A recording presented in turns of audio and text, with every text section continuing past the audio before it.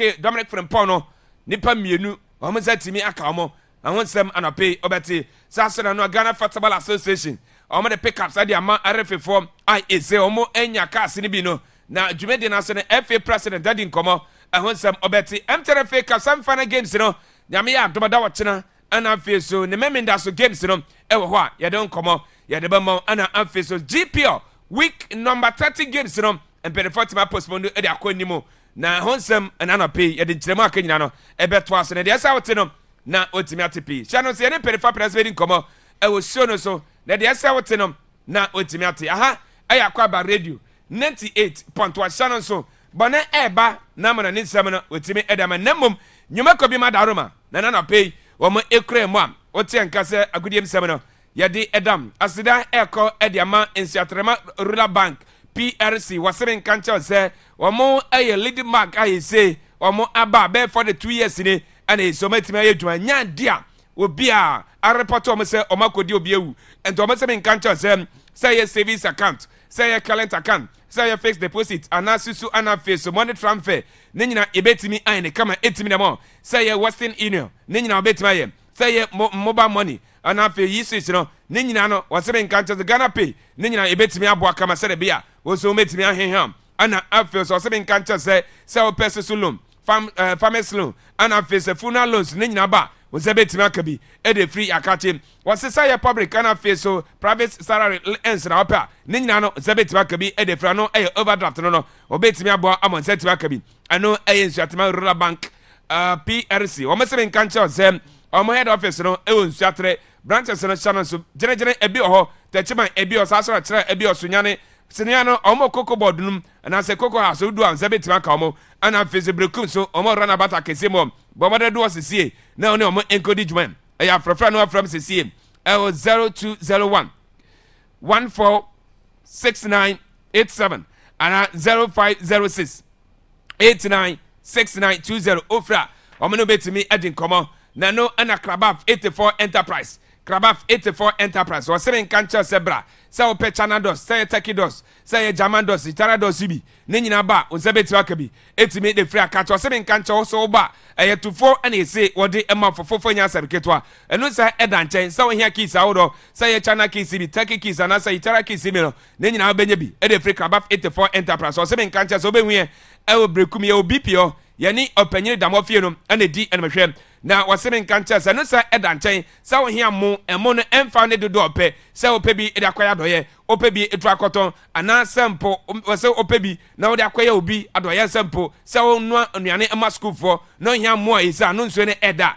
eno eye Krabaf 84 enterprise ko ne ko ji dodo bia pe bia no waseme nkancha se eno sa edanchen ne ma bi za nwa na petit tomatoes na pe se sardine se maka hodo ne nyina no obenye bi e de free Krabaf 84 enterprise waseme nkancha so mo obrekum ebe main station womo ene jetem ene di ene mehwem eya frefra na frem pere fosisi e 0244 016656 ana 0208 340330 fra komo bia kache bia no ye no betimi edi na no ena Dr. Tachi Herbal Center waseme nkancha sebra wonina ayi se tebie sisu na ohuna de yi no bomode na ebra yebe modro obedi akwani pedue mu obewie pesa tana ese si wani so no ni nya obetimi afroni so waseme nkancha se saye glaucoma bi ana ese hawa bomode na ebra edro no yebetimi amobi ade ben ontimi hu ni yem ewoche so hu ni ya ni nyina na eyade wasebra yebetimi asaw yade ama yese poma na ekuta no etimi afronsa ama oso etimi anantie bomode na waseme nkancha se working hours no eye Monday to Friday pecha kwan brekum no ye jamdede Liberty Junction ye ne Roman Catholic so no ana ese ede ni mehwe waseme nkancha se ya frefra no afrese sie 0539 268630 0539268630 fra komo bia kache bia no wonu betimi de Ramadan dental clinic exam kancha zebra esi won djuma na ye oba wosin e betimi ahwe ha obi won bia sa ha no ye betimi ayi de fro wosiri ne ntu ne mfa fufuresi oba e betimi atu ne sesire kama etimi ne ma pampa bi na fro no ba e betimi modro na etimi afro so wasiri kancha za kaka bi so ne ha wabra na ma odrem ne ntimi emfro so na wasiri kancha za pecha kwan brekum ne ye be main station ye ni wan fie rural bank ana wadan kram wasiri kancha za Monday to Saturday ana ye djuma anapa no nwatwe ne start no nim ni fane apon e ya frefra no afrem 0531279503 0531279503 fra e komo bia kache bia no ebetimi aboa na no ana mat 700 capsules mat 700 capsules da edro ayesi aba wose me nka nche se nipadua no moja no entimi nya adwuma yi ewo nipadua no ma bomode ne kopa bi na nunum bi ebeboa ma moja no entimi aye adwuma yi ana fe so sawanya stroke bi anase heart attack bi na ho eto na so pese ho eto ntema onye bi abomode ne kono beboa ama sa heart attack na sa so na stroke no yade na entimi afiri so basa na waye free ana fe so mode bompam ana ese entimi aba fama ne nyina no ebetime to ase kama entimi de ma wose me nka nche se brekum kono kopie mo our Clement Herbal Center obenya bi new ball chemicals obenya bi ana fe so nya so da woni kopie mo our cap herbal so a wose betime aka bi ya frefre no afre 0245 061606 0245 061606 ofra nkomo bia kache bia no wono betimi edina no ana Godsway aluminium saso na glass works amen kanche sebra glass so wadwuma na ye nsa no nyume efe no mbo so da fam wose say sra ne windows bi say integral say hindos ahodom say sumidos na pe say puppet bi na pe bi de kwesi asori dem oba e betimi ane kama etimi dem wose ne kanche say nyama na papa ne bofo Ghana fana ba bibia won nyama no hia bi no de ba beja free abra ise ontua kapre na wose ne kanche say pop cement and fiber no yakofa bi e de abrabra na beju de na ofie na usinum na timi yere ntempa so wose ne kanche say working hours no eye Monday to Saturday obehu ye obrekum patapọ kwa so besuo mo pe obedu on na nabo ache wane ni team no ho a ometimi anjo fase na dwuma no ometimi ene kama edema o se ben kancho sem aya frefra no afrese sie 0543085487 ana 0205888207 ofra ebetimi anjo so ne abo kama saso ana Jackson Herbal Center o mo se ben kancho se akofa Jackson Easter no etimi na beja so eno malaria fever betimi to ase kama etimi na ma say typhoid be anyhow say menstrual pains ye no mana mobum za na motiya wonu mato odidi awonte de bo mo de na kopa Jackson Easter bi na no numbi ebetimi to ase kama etimi na ma ana afie so Jackson natural capsules no eno se timi aba ebetimi abo wasebe nkancha so shano so waye mrampam ana afie say sefres bi anyhow say ebrehezi say osisi ene ya say ye kokko bi ana say yem na atim ana afie so white bi ene se ba aba so a bo de na kopa bi na no numbi ne nyina no ebetimi afre so wasebe nkancha se wo danwane ekopie mo awo pharmacy shop bi na wasebe timi akabi brekum kone kopie mo awo new born kabi kaso na kwaje de saso na Clement Herbal Center obenye bi supreme herbal udon se ekabi Greenhouse so se ekabi ana afie so ademo wiem so do a wasebe timi akabi wasebe nkancha sa afefra no afre 0244 723541 ana 0547 456937 ofra yebetimi agese Graceland Hardware Aluminium sasra Glass Company Limited 7 kancha sebra na beja danse no papa bi na wabi se tais ahodo na pese cement iron paint se na do ahodo oba onse ekabi wa 7 kancha se enu se edanche channel so se ya PVC pipe CB se ya shower tap CB ana se shower na opa bi se ya heater bi dressing miller ne nyina no se betima akabi e de free akachi wa 7 kancha se pe cha kwan elbrekum ye run about in kitomo next so be hu edomakwa president store 1 2 and 3 udon se ekan ana face aluminium shop no ye ne libos camis no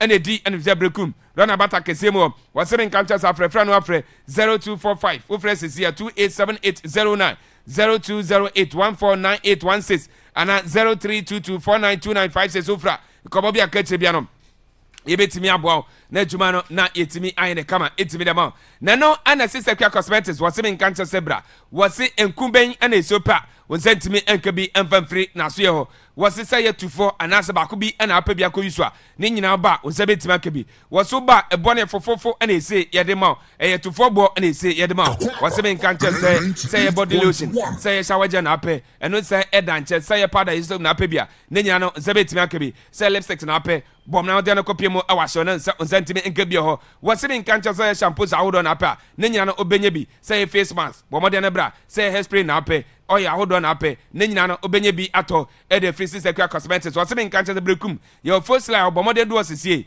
e ya frefra na fresi I was 0546 656371 0546 656371 fresi sie na yanyo so na yemo ne ne mapano na onsantimi nkabi na no ana jobra se me nkanche wose na nsen ewia na ebo no wose obebo solai obebo bi kama 8 minute woni electricity moto kwanta mapai nyande ese oboboka ama power na kase power sana se bibise bomode channels jobra waseme nkancha se obetimi bosola ne kama etimi na ma ana afel so waseme nkancha se ye tore tv wasi wo de na wie ye message na biom na ntimi nya ne kama emfama abre ese unye si afibọ enya dia ese di ha obi abrewa wono ana ese ebetimi ane kama etimi na ma ana afel primary vaccine na wase obetimi aye poly tank na sa paya bomode be hu no obetimi sa repair ne kama etimi ediama and I'm face so what's been cancer the ball holes and episode 2 you bet me to the abomadia etimi ane kama etimi da mo eno e jobra so been cancer the page akwan elbrekum ye ni post office no ene di ene hwe bia master sare etwa ne keys no odum sebetimi aka no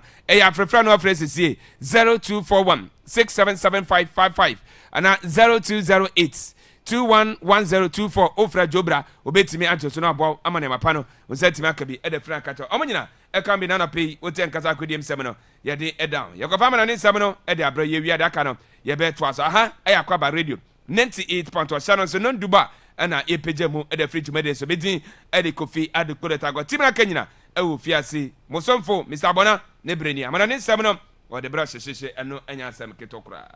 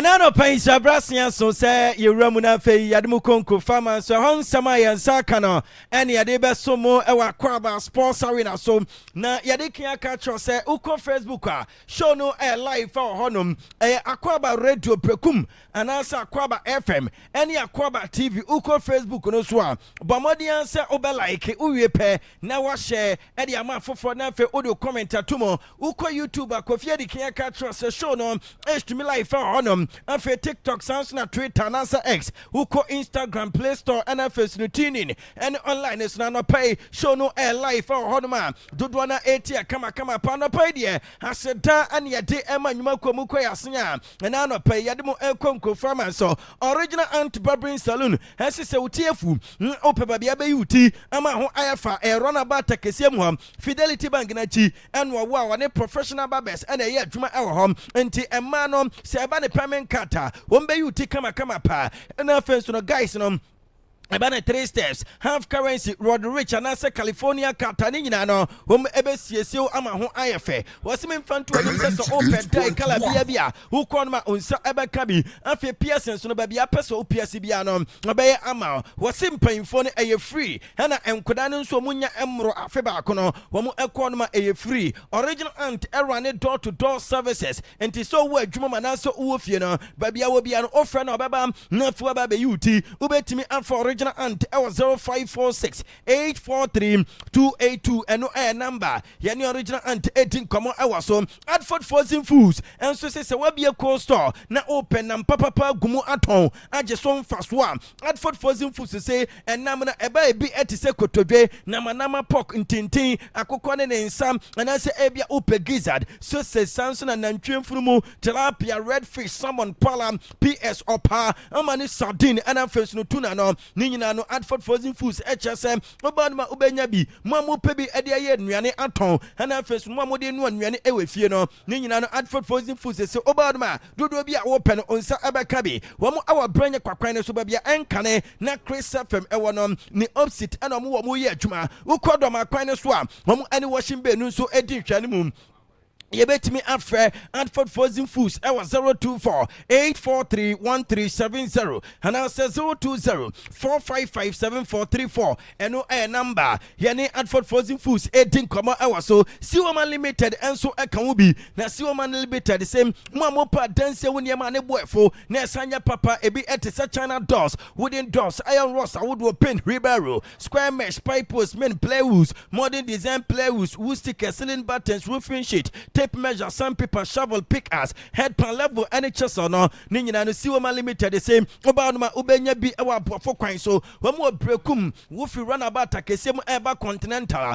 Before so obedu post office na Bronsam yansan say ni opposite so na Bronsan and transport ewo mu no. Wamu ewa branch ni bi ewo ho a wamu eye adwuma kama pa. Na Siwoman Limited the subetimi eno no edin kama ewa 020-813-1877 and I say 024-337-8508 eno number yani Siwoman Limited 18 kobo ewa so WS Burton enso say the betting company biajo matum no hey obo WS Burton wo betting company no also no ewo wasoro se matches no fakuma bia also no etimi epeja kwasoro utwa kitwa bi no wadi kese WS Burton mpanyfo say wodi ofa phone na no wakwa Google search engine ho no about WS Burton e ba na register na fe other games e koso ewo honom no e ba ne chess sports race ana say ebia car race motor race sans na vieta and the ate any say horse race na make one seminar and virtual instant play no nyina no uko WS betting app no so am no betimi abeti anya sika agu bottom ye pa na the ate any say Maya Chemist Limited in praying for say wako hospital na doctor atro dro ama na opadro no bi enso atwa wo free hospital Holy Family Hospital na free airba was ultra free my method is so done uko anim kakra bia onsa left Maya Chemist Limited hobo ye adwuma afi ofi kom so na eba na ebia ofi bia dan station na before say obedru free mama tedis aso da no on sa right and omo eye adwuma na eba ne herbal product cosmetics product ema no adwo na monum amamafu no ayetra na afi mu shape na ayete say Coca-Cola shape no wo pe flattomy any PPL adwo papa ne bo efo a hey Maya Chemist Limited na Maya Chemist Limited eye adwuma efi dwoda ekosi kwase da obetimi ne mpemfo adim kama 0541-654-681 and answer 0200-639886 and no number yani Maya Chemist Limited 18 komo ewa so and face uramu ewa Akwaaba lodge so a eho ana ebie bia se wo ye hoho na waba kroimum ope baby abeda amu wasum adwoa ehwa na Akwaaba lodge mpemfo say wo de bra na ba won be ma wada amu wasum adwo because some rooms emu efe emu akono security air tight ewo ho wo spacious car park and the attendant say uramu odma restaurant ewo mu no Akwaaba kitchen kofie de kin aka cho say uko no ma wo benya fufuo emu tu abetia ne nkatenkwan sans na mu plain rice and first no fried rice any enuanya hodo no uko Akwaaba kitchen won ma wo benya bi enti mota ewa Akwaaba lodge no madua ne sem enye problem makacho that so bo spacious car park and at the attendance so koba honso a ubenya nsane de anu eden ene tia no enya din omo ala wakwanyi so wetra Akwaaba radio aku anim kakra bi no press bi new offices no masini ni opposite kwana ya gusu kota no odi afaso aku anim ku anim Akwaaba lodge ho a wo mu ayi adwuma na Akwaaba lodge achi ana fosu ya company limited enso ewo ebe ne enua ene bi bia fa enua ho a eye fosu ya company limited Mupe enua type biti se Manzonia Redwood Akata Cyber Supply Farm wa odum chanchan ene asamfena afi open size ni biti se 2x2 2x4 2x6 mu professional board mu peti enje enua type ni bi ene ceiling buttons ni nyina no fosu ya company limited say wudi Akwaaba lodge achi no mo ba manim kakra bi a mo benya enua no dodo bi a mo pe ene type bia bi na wona mo tawa se kwan so a empai emfa ba bia be kwa kopie mu e wo fosu ya company limited anansa obetimi ne mpemfo adi nkɔmɔ ɛwɔ 025-738-9828 ɛno ɛyɛ number yɛne Fosuya Company Limited mpemfo edi nkɔmɔ ɛwɔ so AKH Enterprise nso se efie na wasi awie no wo electrician papa onim adwuma na afei no obi agina tuma ɛyɛ no AKH Enterprise mo a mo pɛ light post ahodoɔ enua type ɛna face no ɛnadeɛ type no ne nyinaa no AKH Enterprise se mo ba na katro benya bi ama mo afei deɛ te ɛne sɛ wo pekepu meta bia benya bi mo a mo pɛ 120 50 35 25 and 16 no ne nyinaa no AKH Enterprise will be ɛwɔ hɔ copper cables ɛne aluminium cables no abuso wɔyɛ VRA ɛne netco contractor enti sɛ wonya adwuma bi na opɛ so ɔyɛ ɛma wani agye ho a wo deɛ ɛne no ɛni nsawosoɔ na wotie mi anɔpae na sɛ ebia wopɛ transformer na sɛ ebia wopɛ meter wo ne AKH Enterprise di nsawosoɔ a wɔbɛdi wanim agye saa nneɛma no nyinaa bi ama wo ɛnam sɛ wɔyɛ VRA ɛne netco contractor nti no ɛba no construction of standard substation transmission of low and high lines a ne nyinaa no AKH Enterprise ɛyɛ ɛwɔ naso ɛyɛ na wotie mi anɔpae a ɛyɛ brokum jam dede Liberty Junction ɛne wɔbɛ Roman Fasori no enti wokɔ hɔ no ma wobɛtumi ɛne AKH Enterprise adi nkama anaasɛ wobɛtumi afra no ɛwɔ 024-122-9338 anaasɛ 020-489-6607 ɛno ɛyɛ number yɛne AKH Enterprise adi nkɔmɔ ɛwɔ so wei ɛne nnwuma kɔ bebree na ɛka ho bi a ɛna anɔpɛ yɛde mo ɛkɔ nkurɔfoɔ ama so maka kyerɛ sɛ Facebook no ɛyɛ Akwaaba radio brekum na deɛ te ɛne sɛ Kofi deɛ mewie pɛ na watoa so because you say and number 12 for my easy na ɛdɛ nnura deɛ te ɛne sɛ UEFA Champions League no mame mfa nto manim sɛ second leg of the quarterfinals no etimi ɛkɔ so ɛma clubs no too sɛ wɔn anya qualification ɛna ebi mu nso ɛkɔ fie na ɛnura ɛwɔ Emirates Stadium no Arsenal ɛtena hɔ ɛne Sporting Club de Portugal Sporting Lisbon ɛbɔ 0-0 draw ɛnam sɛ first leg game a ɛkɔ so ɛwɔ Portugal a Arsenal abrante fene Kai Havertz ekonya only goal ɛma game no kɔyɛ 1-0 nti no 1-0 aggregate qualify Arsenal team no but ɛnura Martins Zubimendi wɔno energy player of the match award no ɛnura mmɔde mu abrante fene David Raya ɛda na dine abo ama sɛ abrante no equipo 8 clean sheet in the Champions League this season were equally the club record in a single season not just a goalkeeper bi enso enya most clean sheet ɛno ɛyɛ 2005-2006 James Lillman equipo 8 clean sheets and ɛnura David Raya clean sheet to keep you know in 2025-2026 season the after 20 solid years wɔn equally star record na ɛyɛ goalkeeper ne din ɛne David Raya na ɛnura after the game and a Sporting Lisbon, woman so captain, and a day and a Martin Holman, a din come and was a new game. They no crepani say, no man want day a pair. Now so and I'm cuckoo mudi with fear, and no acquire 1-0 last week in Tino, and I'm a game woman and so and answer qualification, woman and sent me anchor, na and no Sporting Lisbon pa, one more branch for the Martin enemy, and what the intensity, no rhythm, not just a game, na a boring game, and to the only ɛnura no na ɛwɔ sɛ nka wɔn mɔde mɔ no wɔn mu epagya mu sɛ nka wɔn tumi pagya mu a nka ebi wɔn betumi anya qualification. I think it was an even game today. I think the impact on the first game that we lost made it more difficult to go to Emirates and win, especially when we don't lose that much at home. When it will be difficult here as well, but still a game with low intensity, no rhythm, 0 goals, boring, I would say. Did it feel boring being a part of it? No, I think a lot of stops during the game. Yeah. So we couldn't get the rhythm that we wanted to. So, yeah, a little bit boring. If I was a viewer from outside, 0-0. Also the first game 1-0. It's not the way Sporting wants to show itself. We want to score goals, create chances, and we didn't do it today. 1FM. ɛno ɛyɛ nsɛm a Brenton de ɛne Morton Holman ɔno nso ɛyɛ player ɛma Sporting Lisbon Poboko no wɔde ɛto twa sɛ Arsenal team no qualify ɛwura mu ɛwɔ the semi-finals of the UEFA Champions League 2025-2026 na Kofi Arsenal team no with this qualification aboa ama sɛ ɔma reach the Champions League semi-final no for the first fourth time in their club history way and ɛyɛ mpɛ to so ɛnan a wɔn Arsenal team no our semi-final. The first time was 2005-2006. The second one was 2008-2009. And the third one, no, and 2024-2025 season. And the fourth one, about 2025-2026 season. And is a cry. Now the idea and it says say, Urama Arsenal team, no, are reaching the Champions League semi-final for the second consecutive season for the first time in their history. And David announcer Brantefni Declan Rice no air midfielder noa or captain team no Edin Kama our Arsenal back-to-back semi-final woman anya in the Champions League no and Branton Ekan Sembe Brace woman yaje so my team ayesa abako semino.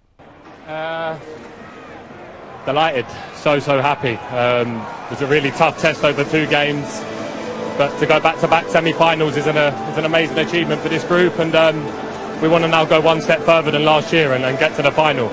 Played Atletico once this year. It was a really good game. We know what to expect. So bring on these last couple of weeks. Eno aya and Sama Declan Rice and our captain Arsenal Bobo Kono what the Maya na Mikel Teta as it no crepa and it's Arsenal team no I something special Nure Enfida our club in history mo because 140 years in name we had Bobo quality and Arsenal na the one yama AC Econo woman ye achi with this qualification especially supporters woman ever support woman at and rana woman additive focus no was it woman and a word say with a supporter woman at the moment at that enra. I know the effort, the commitment that they put in. So it's a lot of work behind it. We've done something that has never been done in the history of our club in 140 years. So that tells you the difficulty of that. We have to do it as well in a very special way, missing a lot of important players. Big credit to that, and I'm especially happy to our supporters because they were right behind the team today. And we're going to have 2 magical nights, one in Madrid and another one here in London against Atletico. So very proud of that. Eno ayan sama Mikel Teta manager ojinamu Arsenal team no wade to dwa na with Arsenal qualification we na no wasia den kwama say a massive boost ema Arsenal Bobo kono for simple no manya qualification na wase wo manya na hogono so na emu edem pato mo nim say with adwuma ma ye this season no wo mu deserve say wo mu ebe qualify aramu e the semi-final and the semi-final no so no wo mu ebe enjoy. And this is a massive boost. I mean, to win a semi-final of the Champions League, it's extremely tough. And we know what we've done. We deserve it, fully deserve it as well. And we're going to enjoy it because we deserve it. Eno Mikel Teta and what is Sansamina eto dwa na we no say Abrantef no ni Madrid injury no ni kotodwe na na ho be nya so be yin afrim. That is the reason why we are Abrantef every game no na say Arsenal team no we have matches o mabon this season in the UEFA Champions League na 12 games na nkrofo no wo bia no a wetimi idiomatic akafam nkrofo no the longest we mu enya ye was way back April 2006 about 13 matches at that time, unbeaten in the Champions League. This season, we have about 12 matches so far. And Kofano will be anywhere. Wetimi and so Ashwabo, we have winning 10 and on draw 2. Obeki on first game against Bilbao, I was Spain on. We have winning 2-0. We have Olympiacos 2-0. We have Atletico 4-0. We have Enes Lava Plaque, a boy. And Arsenal team and winning 3-0. We have Bayern 3-1. And I'm winning 3-0 at your club bridge. We have Kware Ekwashe Inter 3-1 and Omosha Karata Mati 3-2 and for one and Leverkusen about 1-1 draw ne second leg and Omwini 2-0 and at the tennis in the quarterfinals Womukwawe Ekwasha 1-0 ATS Sporting and Enua Womu Abo 0-0 draw. With this performance I must say Arsenal Tibinum and a club record ammonia and so 124 million euros in the Champions League so far baby Omadruno and no Sika Arsenal Timino Womu Ensa Etimi akantiama Arsenal mpanyinfo no ene anche Mikel Arteta adwuma wo ye no nanso mpanyinfo no aka cha ne se wo behia se obeje Champions League na say Premier League na mu baako at least one je emo this season na eno the crucial game, the most intense game na ekoso our Allianz Arena our Germany ene ne petem na Bayern Munich eche Real Madrid bobo kono ehwomo eka enanya Madrid eti emumiensa na with the first leg results ekoye 2-1 win Emma Bayern Munich ntino ama Bayern qualify with 6-4 aggregate as they say wamunso awramu our semi-final enwa under 1 minute and ada gule enya spectacular goal Emma the White Angels Emma game no ekwaye 1-0 Emma Madrid bobo kono na enwachi ana Brantford Alexander Pavlovich enso abeteka Emma game no ekwaye 1-1 elho ada gule esen enya direct free kick on the 29th minute ebo second goal Emma bobo kono enso eya Madrid enso na Hurricane eba bete Emma game no akwakoye 2-2 elho ni ebe pon first half no na 3-2 lead Emma bobo kono den enso ene Real Madrid Kylian Mbappe and a shared third goal on the 42nd minute. Should be keeping that ball as a poor first touch. Bellingham to Vinicius Junior. He's going to have a run at Tar. Mbappe has had a burst past. Mbappe is in! And Mbappe scores!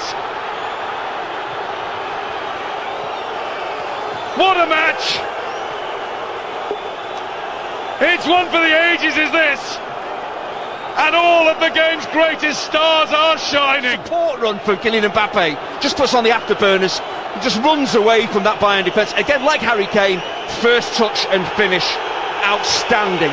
Yes, and one game na she in the first half na Eduardo Camavinga every bench Ibrahim Diaz on 61st minute 78th minute with the first yellow card and on the 86th minute with the second yellow card Emma Brentino the red card and Wuchi and 89th minute and Brentford Luis Diaz the Colombian boy a game 3-3 nacha say Emma Bay and Bobo Kono Asia game ye guswa ye bo game na on 90+4 and at the informed player Michael Olise about the winning goal Emma Bayern Munich Bobo Kono Esha Eka Enaya Madrid team eti emu miensa.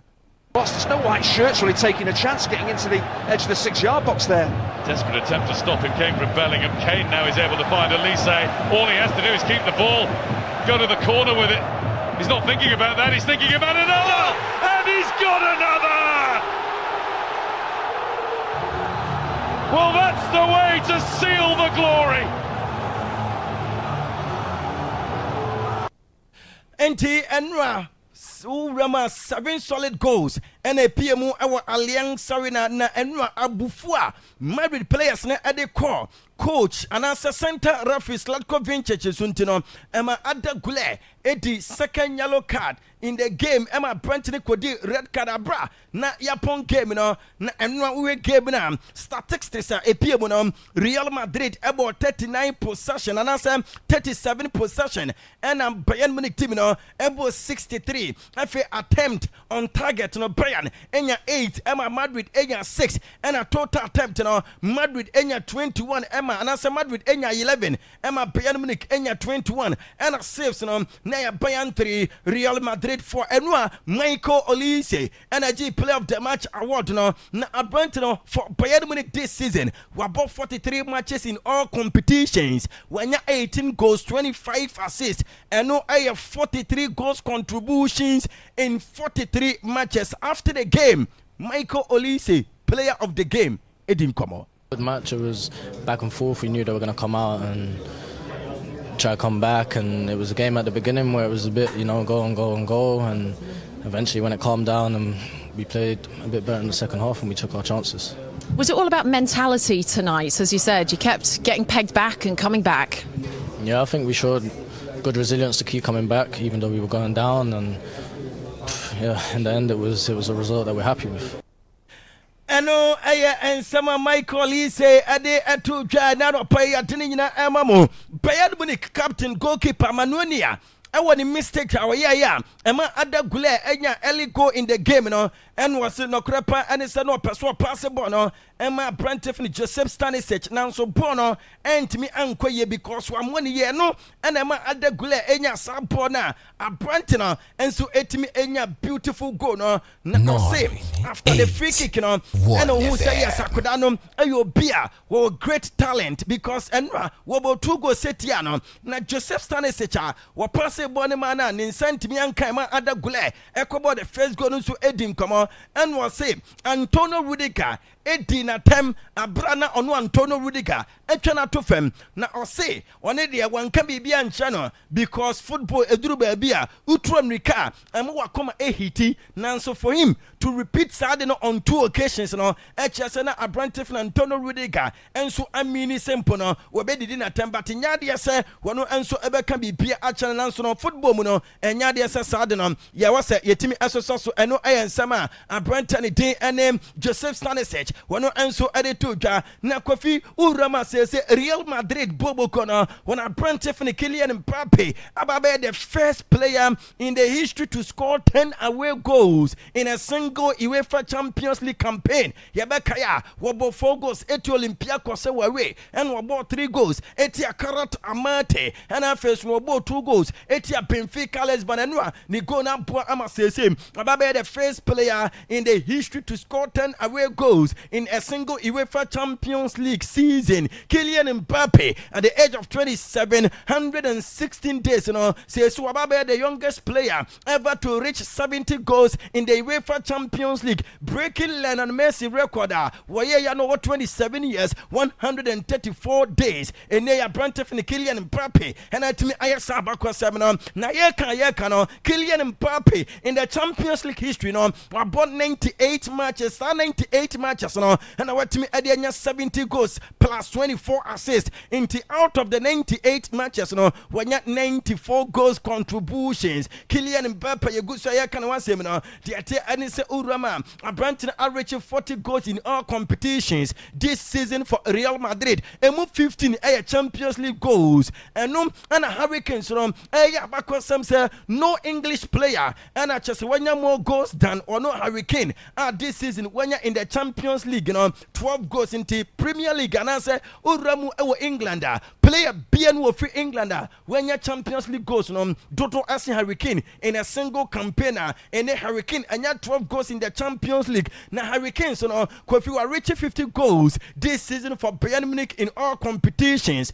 I bring to the South 50 goals what the home come what's in any agenum what they said that every man playmate and the technical team NFS no supporters we supporter we ede emano. Yeah, I think it's a reward for a lot of the hard work that we put in, not just me, but the team. You know, it wouldn't be possible without the players around me. And yeah, for me, it's just about keeping it going. You know, we've still got 6 weeks left in a Bayern shirt. We have a World Cup in the summer, and yeah, I just want to stay physically fit and sharp, and just be out there to help the team. I feel like whenever I get chances, I'm able to, you know, make the keeper work or get my shots off quickly. And again today, it was nice to put that one away. So I'll do what it takes to help the team, scoring goals, defending, assists, whatever it is. I just enjoy being out there with these boys, and looking forward to more games to come. Eno and summer Brentford for Hurricane. One and so added to 20 after so 50 goals in the sun.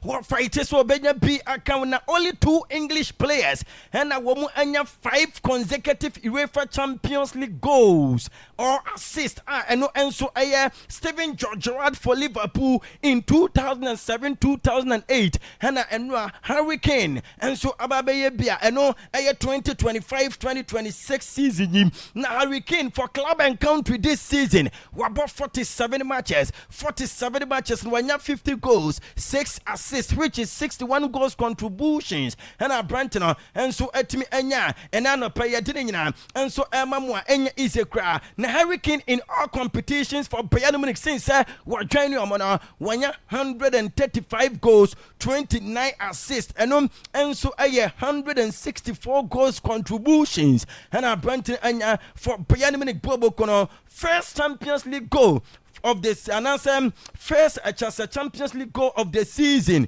for Abrantef Alexander Pavlovic and so enyan eda enwa and the fourth goal of the season in all competitions no and enwa wotimi ehye no adagule and so no de tie Anisa Abrantef ababe the fastest goal scorer in the UEFA Champions League this season. It take just 35 seconds and Abrantef and so etim enya sa goal no etia Bayern Munich team no na yeka no uramu or Real Madrid abakose mu Abrantef goal no so no the fastest goal Madrid for enya in the Champions League and no pay ya dini nyina ema mom and no other goal edin komo and Abrantef komo die ne say anase wodin komo and was say no krepa and say nyese and anu mo expect e wo Allianz Arena enwa na o say we will be back Hala Madrid and no sama other goal wono enso ede ebaye na de tennis Antonio Rudiger enso ebedin komo after the game and was say it is better I don't speak about the referee. Did you see the red card? And no I and some Abrantef Antonio Rudiger when also at the MI Ida Militao and so say the red card was unfair. Not just a Madrid players no kasa red card na referee Edema Eduardo Camavinga no and Chaye Luis Diaz saying some Madrid players ne air for the red card no was saying no more person no able free kick in them. Now so Madrid Abrantef Camavinga and Peso Becha born Eddie Amuamu and no can be and Emma referee no at the south red card na extra no Abrantef Eduardo Camavinga Madrid one coach Alvaro Arbeloa on the same red card and was say the game ended there. I think the referee did not remember he had a yellow card before until or say time Abrantef no Eduardo Camavinga Eddie yellow card and also di red card na and one say adene there see name no krepa and say enyo fair say referee no and so at the south red card na ebema no na on who say referee no sankano nim say Abrantef Camavinga adi kan adi yellow card and ko for second yellow card no enchire no. That was a great match. This second leg, we put players like Militao, like Jude Bellingham, like Ferland Mendy, that they couldn't play in the first leg, and I think we did a great match here. We scored 3 goals and we had the chances to score some more goals, but I think with the red card everything was over. Yeah, the reaction to that red card from your players and your fans, what's your view of it? Because they were pretty angry. It's really unbelievable that you send off a player for this action. I can't believe that, and it's not possible in a play like that, in a match like that you sent off for this, and we feel really upset, really angry, really disappointed, and I think all of this is a little bit unfair. Ano aye and sama Alvaro Arbeloa what they etu jana sa red card in Semia and a Wesley Schneider wabo Madrid pen with Netherlands and was say Madrid for no omun kano kre enchire Eduardo Camavinga or say Camavinga sabi or you stupid na or say Real Madrid players na yene wanwa say after the final restore no omo rush referee and it and Slatko Vin change what's nanke was en komu to America ekọ dressing room ho na fe omo edi omo bufuo no ekọ Abrantef Camavinga so with the qualification and no Bayern Munich for enya no ewo Allianz Arena players na nije and supporters na nije no na no edim pa.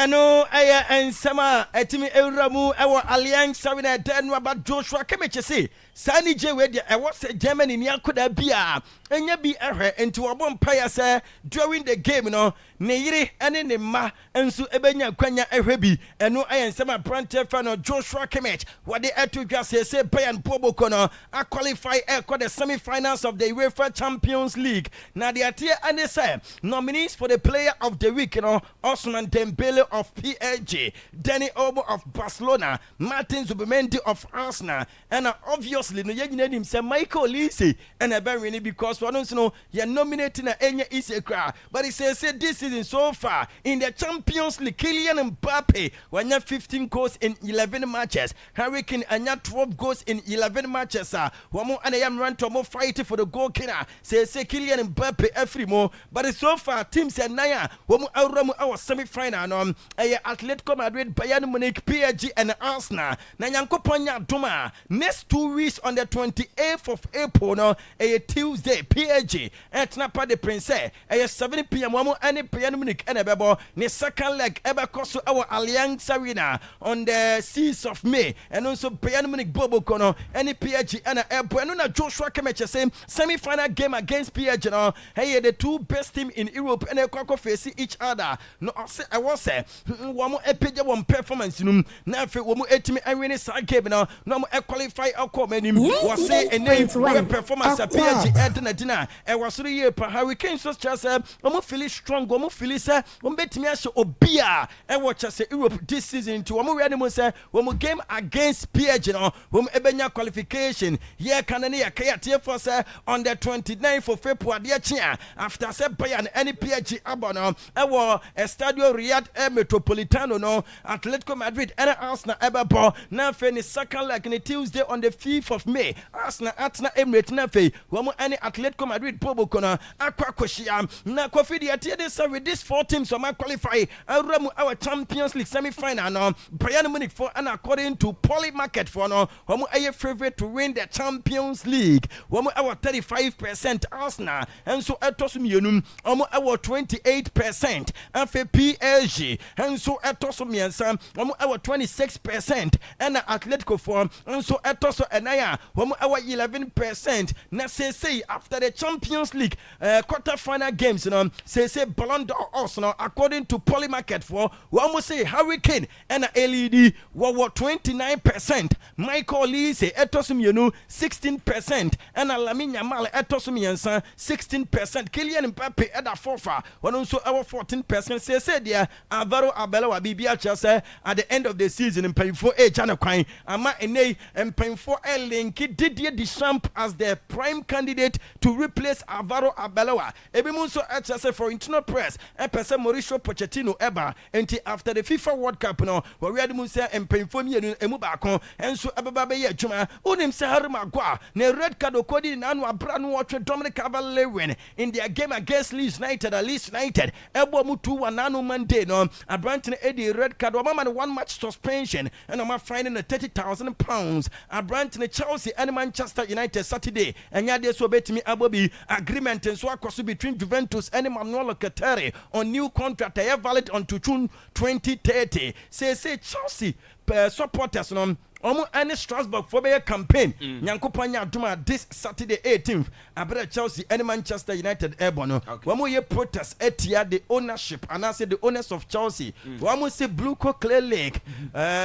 Or say you are destroying our club. Now you say Chelsea in pain for they say whether somebody protest no. One more no. Papa ni day and Liam Rossinia. One and air trust now who go Eketikens were out for 9 solid months and unti ama Liverpool for na ayo madwen say wo mo esia kwakofa abrante fe na Darwin Nunes afri Al Hilal na fe we ba be yadwuma e de amo wo mo na Kofi de etiane say Interfons no e din komo with papa fe na Diego Pablo Simeone say at the end of the season no one free Atletico embra na fe wo me yadwuma emo ye wi nsam ne kwa e wo Europa League and Conference League na ene 4:45 Celta Vigo and Freiburg ebabom Aston Villa team no 7 p.m. wo mo any Bologna and Asia na Nottingham Forest and FC Porto so Akwaaba in the Conference League Asia come on 4:45 one more any Shakhtar Donetsk Ebesia na fe AK Athens and Rayo Vallecano akobo 7 p.m. Fiorentina and Crystal Palace ebebo na fe Strasbourg team no one more any Manso 5 and so Akwakoshia Kofi no games are ebetimi atwa gu Nyankopanya adoma and anwumre yenhwe nsu anim kakra bi kyerede anwumre you whatever man yeah that's it and then so we are be to send run one we be seen to send run enti anwumre na nsuo ni beba you yeah te yeah that's Mr. Bona yo enti Bona na ate nka say amana ni nsam no wade asi na badwafo esi nkonya ne nkyeremu no yetimi e de atwa so ha Akwaaba radio 98.1 na channel so say damwa frep no a anwumre be 7:30 na okofa piemu awonyambe kire police station na no obi oyisi ochi Prague oye township we be see oye na obi afrene Prague no o januama awo Prague nim na nam say o Nyankopɔ so argument o le ko piemu o nyambe kire police station ama yisi wakology complain report or the koda mo say ne pragia no obi agya ne nneɛma wum ama mama ne form say on very mo FM station na mo fanya as an announcement nti besre say nwumre no woton ntoma na ma ho nneɛma e kan bi na so afọ pragia bi na say wagya ne mu na say wu hu a bomode akopie mo brekum nyambe tre police station Thursday market wode no na kɔhwɛ wo nneɛma no ɛyɛ wo de a wokɔ na wakɔgye wade na wode wade kɔfi nti ɛbɛsrɛ sɛ mo amutie sisi ano monkɔ na monkɔ sisi wo nneɛma yira na ntoma ka ho na afei so ma nneɛma ɛka ho a bɔmɔda hyɛ no nso bɛyɛ nwumrɛ mo ba bi ne so fa pragia no na sɛ wo hu a kɔpie mu ɛwɔ nyambe tre police station hɔ na kɔhwɛ sɛ wo de a na wode wade ɛkɔfi na no so atimi aboa nti hyɛ no nso sɛ ɛna anɔpɛ yi ɔmo nyina ɛkɔm bi ɛna anɔpɛ yi wote nkasa agodiem sɛm no yɛde ɛdam wosi atena ase ma yɛnkɔ no hɔ na nkyerɛ mu no ɔmfa ne deɛ ɛmra wɔwia the tactic command oshima abatoa so ɛde aba we say good morning Kofitago bibi abako of course yaba ene yawo yaba be adwuma magana sa na bibi aso etima kama yes bibi ya kama we have videos and now on share game no timi say pressure bon die kofi say enyam monwie ya obeye di obetimi ya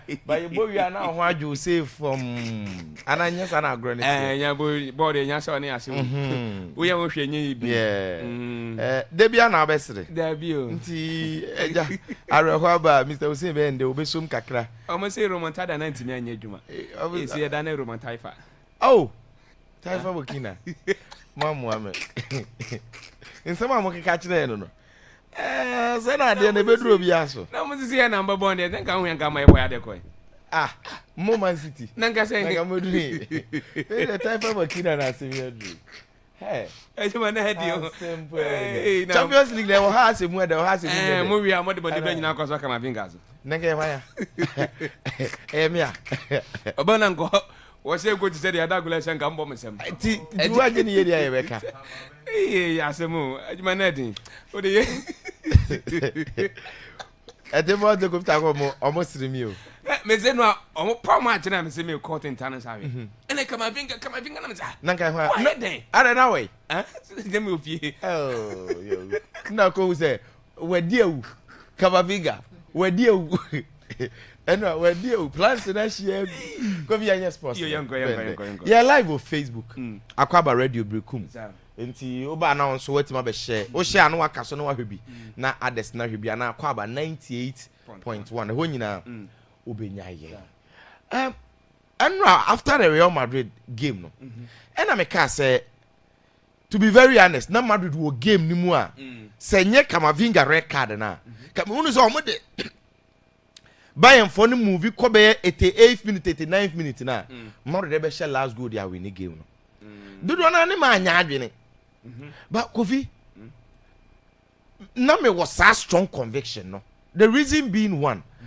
game na enra e course no na a game of moments okay and na it was about one moment ne be ba outside na dia what dey be so look Neuer gifted Real Madrid the first goal and other Gula of course sa go no have fa say simple but it comes with precision bending and a woman san or the ball no ahye no because typical play bit say Vinia obegina so aye say o 10 e be say but then the other Gula no three center ball right into a page ball in the kotum so Real Madrid made their moment count okay in fact Madrid share first goal right Bayern equalize here again Madrid share second goal free kick. Now, one thing I'm feeling free kick and say, angle no. Again, you can blame Neuer.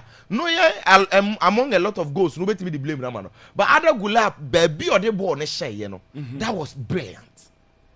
And Bayern side equalizer here. Still, Madrid got the third goal inside the first half. Every first half, Emma a 3-2, aggregate scoreline 4-4. Yeah. So clearly. Na a game of moments. Sana na second half na ebeye. Wo obe make you moment count no. And Real Madrid the first half no koba ye no. Unza makacho se Madrid for no. Bayern shomo under 1 minute. It was second half first leg no.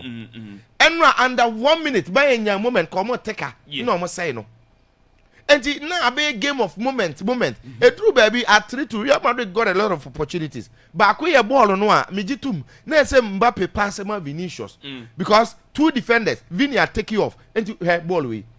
and one is over passing a friend. Easy go, and I'm happy so they call fast through a bobo Pamecano 9 and a born say. So moments like this came, a typical cross came from Trent. Trent cross and a buy. Mbappe bought a typical volley now, Bobby will walk up and say, Mario Kawashebi, goalkeeper and severe. So you understand, say, nay a moment, you'll be making the moments count. All those times in Inano, Real Madrid were clearly in the game. Now let me tell you one truth. Unim say, until Camavinga had the red card, it was just open like that. And I tell you, Madrid they could gain, they realize say, buying weakness. Buying team now, who didn't anymore. One or the press, one or the defend because Omunim say, so I'm pressing the Hurricane say, goes to no much baby, and yet any one of it was more extra confidence, press it, oh, Hona, and did a born a passing your son or more. And the born no matter for realize that Debbie, the here is a better saffron for no much. Say Tom Muchi, Upamecano, Jonathan Tau, Mbappe, Vini, Ada Gula Belliamo, or may take you off. And the Real Madrid for no moons throw by in the game until just 60 minutes. Coach and the Abeloa decided to introduce Camavinga. Man, a lot of people trying to cover Camavinga. Camavinga red card, no. Kofi, yeah, senseless. Okay. First of all, what the first yellow card? Yes, tactical foul. Musiala the born a penetrative pass into Obi Awaba with your watch yellow card. But you should know, to say Rudiger the yellow card near other players, no. You are playing under caution. And in fact, say a tackling play would have been different. But for a player with yellow card, and buying a young foul already no football is say delay no. Yatiti free mo. Two, se foul down now one so quiet. Yellow card. Yellow card, yeah. Na Bakubi. Goalkeeper no Lunin tries to delay kakra because Real Madrid for no target in Nana say so mo she biem kra mfimfin ho aban betimate eti komo kwa 88th minute corner ho no any extra time no na komo sane ya hwese last goal ni beba na Lunin yes so delay na referee started say or kan 8 seconds no say so a yellow card the referee here 1 2 no kan no ball fast Bakubi Bayern for no yes the quick play be Real Madrid number Mbappe that form referee ne ka so omunyina because rolling ball na Musiala bob na Bayern for the ball so it was a speed game omanya foul obetime the ball na make me gina animu right now first of all wa ball no so 1 wa ball no so 2 wa ball no so 3 referee foul na you know wa ball no so 4 still Kemichi diwachi na wa che ball no a wasan ato and we nyina se man ma yellow card Obama. And it was a moment of silly decision. And Camavinga eteki yeno. And that was what ended everything. Luis Diaz say, time one, Camavinga did red card. They knew it was their moment. Or Patre say, in the course of the game, the only advantage I know Real Madrid was that red card, 10 against 11. Abeloa. Yes, he's trying to blame the referee. Or say red card na referee ndi ma Camavinga no. And they say game no. There be don't blame the referee. Camavinga red card no di no. And the end the Real Madrid game no. First of all, the idea of bringing Camavinga in. If you've watched Real Madrid this season, me say classic example na Girona game no. Camavinga this season were here to the level say Madrid are considering some be selling on beton. Right? Yeah. 2 Bono Madrid lead 3-2. About just 60 minutes. We see here, mature players ni nyina ebo. And at the time there was no need for either panic change or nothing. Fedi Valverde na ebo 6, very disciplined, was 6-yard box in echi. And you keep him. No ye changes. The Camavinga abebo 6. Meanwhile you know, say 6 na Camavinga abebo no. Until say Chouameni, until say Fedi Valverde. No ma 6 ni yam ko ba bia wo. Wadwuma ne say de bia gina center backs in protect box in echi. Bayern for no last week no hono mo share goals no baby you better pass man Hurricane and the bia na say we discipline wo wonim Camavinga bia nim say onye sada ono odi ball na echi obekọ left no about nti ball no class e ba wa e beba no onyina ho so in fact ordinary ba mu no Brahim Diaz na no was playing better no ball no there was no need for that change at that particular time and so you obi kura wa head this season ka onfa Camavinga mba mu nja pitache da no say Fedi Valverde boni 6 and first of all Abelo was so inexperienced. Most when you broken take car in front of VIP bus be more. Oh no, other honor. And at that time, no inexperience and the ability to read and understand at that particular moment. Said in that game, no corner, and the D game no. And yes, media, I'm of the strong conviction. Players now graduate red card and then they say because even at the red card, so Real Madrid tries and come better canokra extra time can buy and be Real Madrid. And the morning work. Obo against this by 10 against 11. Oh, you watch it. Look, Luis Diaz, he go no share. A classical example of the entire red card affected Real Madrid. On the ball pass in Musiala. Musiala and then a ball chase. Musiala realized says about back heel pass. When is a baby Musiala ball on a toy na Luis Diaz ball. It was because number 6 led the red card. There was nobody there. And he said, no be woman. And it was a typical ball 11-11. Nkobi jina baby Luis Diaz air ball. Yes. But he had acres into a call for power. Keep on into me. That tells you, say they saw the moment and they made them count. Of course, individual mistakes, 2 goals, Trent, part of the blame. Because the first goal, on the market Pavlovich, where Jaya Koka Fela Mendy Honsa, or Mumienu, and take a hurricane, elementary mistake, and a Pavlovich in your free zone. Ever had keeper no 6-yard box in him, and the ball net to at them. Keeper also count because 6 in him, the SR check one. And not with a Luni and a corners, and particularly they never 6 in him, no intimate. Or yes, 6, but those moments, no, on also hard, you know. Second go, hurricane say, or yes, surprise, say, Onyasa space, because on Luis Diaz switch keke. And then Luis Diaz ba Militao. So Militao was marking Luis Diaz. Trent, the hand is over take hurricane no about outside no. And Opamecano de pass ba space than him. Now ubi man ko wachi. I just space that to adaka him. Meanwhile hurricane is in front of you. Wachi is what kono. Obi any ho. Mframa. Ndu ko attacking mframa. So clearly it was Trent's also a mistake in terms of defending. Real Madrid. So yes, no be anya perfect. But na Madrid will game. That is what I wanted to establish. Just as I said in the morning, say na a open game. Yes. And then one year who you know. And then the final goal, Michael Olise. You see, Olise is a special talent. Whom and away in what he's made of. Yeah. Last week, say Nyaman will know ya man of the match. And Michael Olise ni be man of the match. And Nano, man of the match, Olise. In fact, we are talking of a player that last month, buying player of the month. Oh no, this season, I think he's won about 3 or 4. Bibia said the wire Real Madrid home and away, maybe the Echo idea. This month, April buying player of the month, Obesaje. Hey, me Terry Henry are coaching that. So Henry can say, "Adia Bakwe Made be Olise no who ni different." Say, coach, you know to be coaching player, but the difference between players na you who maybe ya adia see bi no. Their own name say or player bet me at any given time. No, any more from special talents no. And he just look buy an any game no. Na 3-2. Ya pon we Hurricane say or catch Olise say for boy no kokko na hoko gina so. Olike say that or no ya pass ball no so person go shegu na when ya chance no. Of for ball no pa. One try say obetwe Mendy because I realize say Mendy na name try heading. And first no oje ball no onya space kakebe no call for placement. Ebi o wana goalkeeper na stretch it why quality save. Kakre bi na fa ba na so right? Okay. So nyansa space na no call for that placement. Na go post na and a share. So even in the final second, Olise still wanted to go. That tells you the mentality of this very talent. And in fact, boy na die or ye tormentor. Madrid nyanaba right wa. Ball on a die onimbo. You see? Maka Hurricane asem say Kofi. Meaning say ye bobo footballers. Na ye ka say omo ye gifted in terms of football talent na.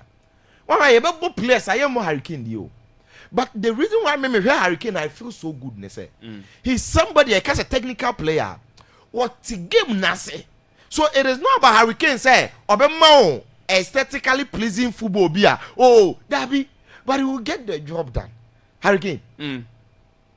Hey. Oh game num. Who's on the threat no and then you on the threat no. Or no so no be go no. No because the ability to read the game, find spaces, move toward you don't you can say English striker. And this Hurricane na you can answer no. Afei na ebi obe share the fortunes, be winning league next week, and they are hoping for treble, potentially ultimate Champions League because Oche what Tottenham. Maybe Abonakas as Oche what Tottenham. About Tottenham, I think Premier League top scorer be 4. Yeah. No any trophies. Yeah. What I say?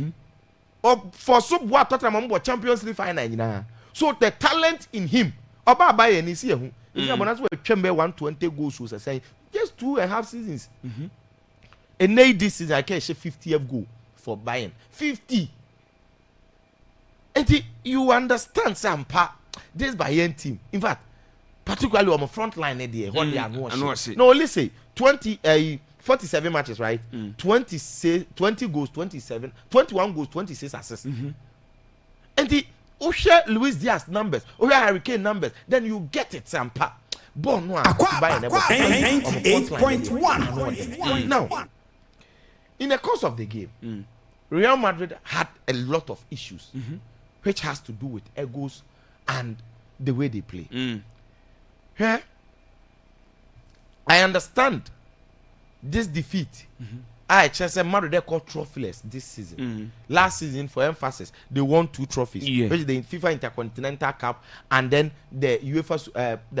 There was one other trophy. Good. So Super Cup, Spanish Super Cup. So you look at this season, then you realize say none of any trophy Real Madrid they fighting for and on beating and I'm on for try to give the blame to Kylian Mbappe. Say Mbappe bad team, and this is our problem now. But clearly, if you understand football, you will never say that Real Madrid team now about on a decline. Yes, but Madrid hope on 2024 they had a stellar season, and from that time now, Benzema signed free team there. The team needed what? Rebuilding. Yes. And the majority of the players now are new and are blended with the old boys. And it will take time because during those Ronaldo time not success, but it was the peak Madrid period. Now I think a lot of the players try a lot. Mastantuono, Carreras, Dean Huijsen, Trent Arnold. I mean anymore just a baby album including Mbappe. Right? And the Bruce high level. No? Now Mbappe is facing the same thing as Ronaldo. When Ronaldo came, you see, Ronaldo Bayern, you could see, say, he was doing all that he can, scoring goals. In fact, individually putting in the work. In his first season, that was 2009-2010. Ronaldo, in fact, despite some Madrid called trophyless, the first season, trophyless, was 33 goals for Madrid. So individually, it wasn't bad. In Ronaldo's second season, that was 2011, he scored 53 goals for Real Madrid. In the second season, to say Mbappe's second season, and those 53 goals, do you know, say, overall in the La Liga, on the most league goals, La Liga top scorer 40. 40, you know, Real Madrid couldn't win the league. It was Copa del Rey, and Madrid season, you know. And then fast forward in the subsequent season, which was his third season, he scored 60 goals for Real Madrid overall. 60. So eventually Madrid won the league. And not the started Real Madrid dominance. You know. 2 years after that, Real Madrid won the Champions League, La Decima, the 10th one. And after that, Ronaldo ended up leaving Real Madrid. No, I did 15 trophies. Again, all-time top scorer for Madrid, 450 goals. Again, no, I did 4 Ballon d'Ors, 4 UEFA Champions League. And he said Ronaldo by Real Madrid. Oh, who do you blame the Mamo? But you individually, Mbappe in the first season, Kofi, how many goals now? Over 41 goals. La Liga last season, Mbappe shared 31 goals. Edge La Liga top scorer. So, apart from those FIFA Intercontinental Cup, any Super Cup, no, one League, one Champions League, one Copa del Rey.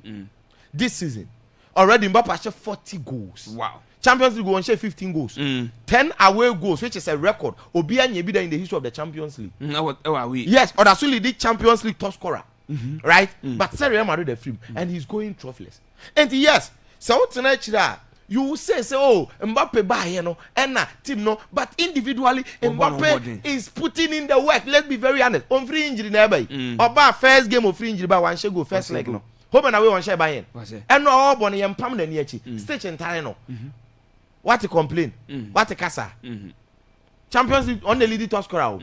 If Madrid will be to blame, since Mbappe buy, you know, the whole say team near Vini. Yes, or no, not attending the whole political player because we can attest. Say, or no, one, or Shabi Alonso, Ekon Toka, no, complaining daylight. Any coach, political issue, dressing room problems are no means Mbappe in a day, bano. Mbappe by Real Madrid, tell me one. Vini, a problem.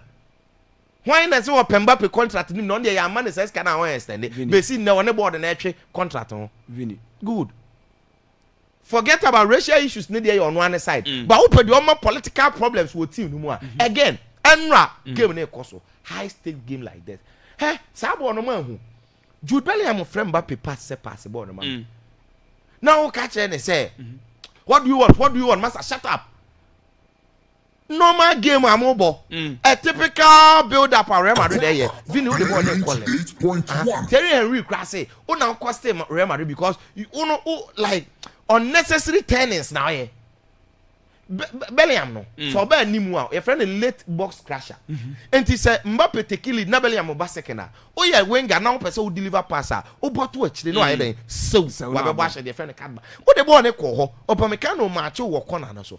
And there is no need to say we say oh trade the ball na sign. On me cover because buy for no say ba chire. And to friend say pass the ball no pass the ball. Te say there who complain be against Vini e nyina ka bi ma say na Mbappe say na say Mbappe ball no ma. And Bellingham nti ampa wa ma na normal. But to I mean say what do you want? Master shut up. I mean why they create problems in the team? Let's be very honest. Mbappe and Vini. So I will say back on quad. Do you know the goals Mbappe has scored so far? Do you know?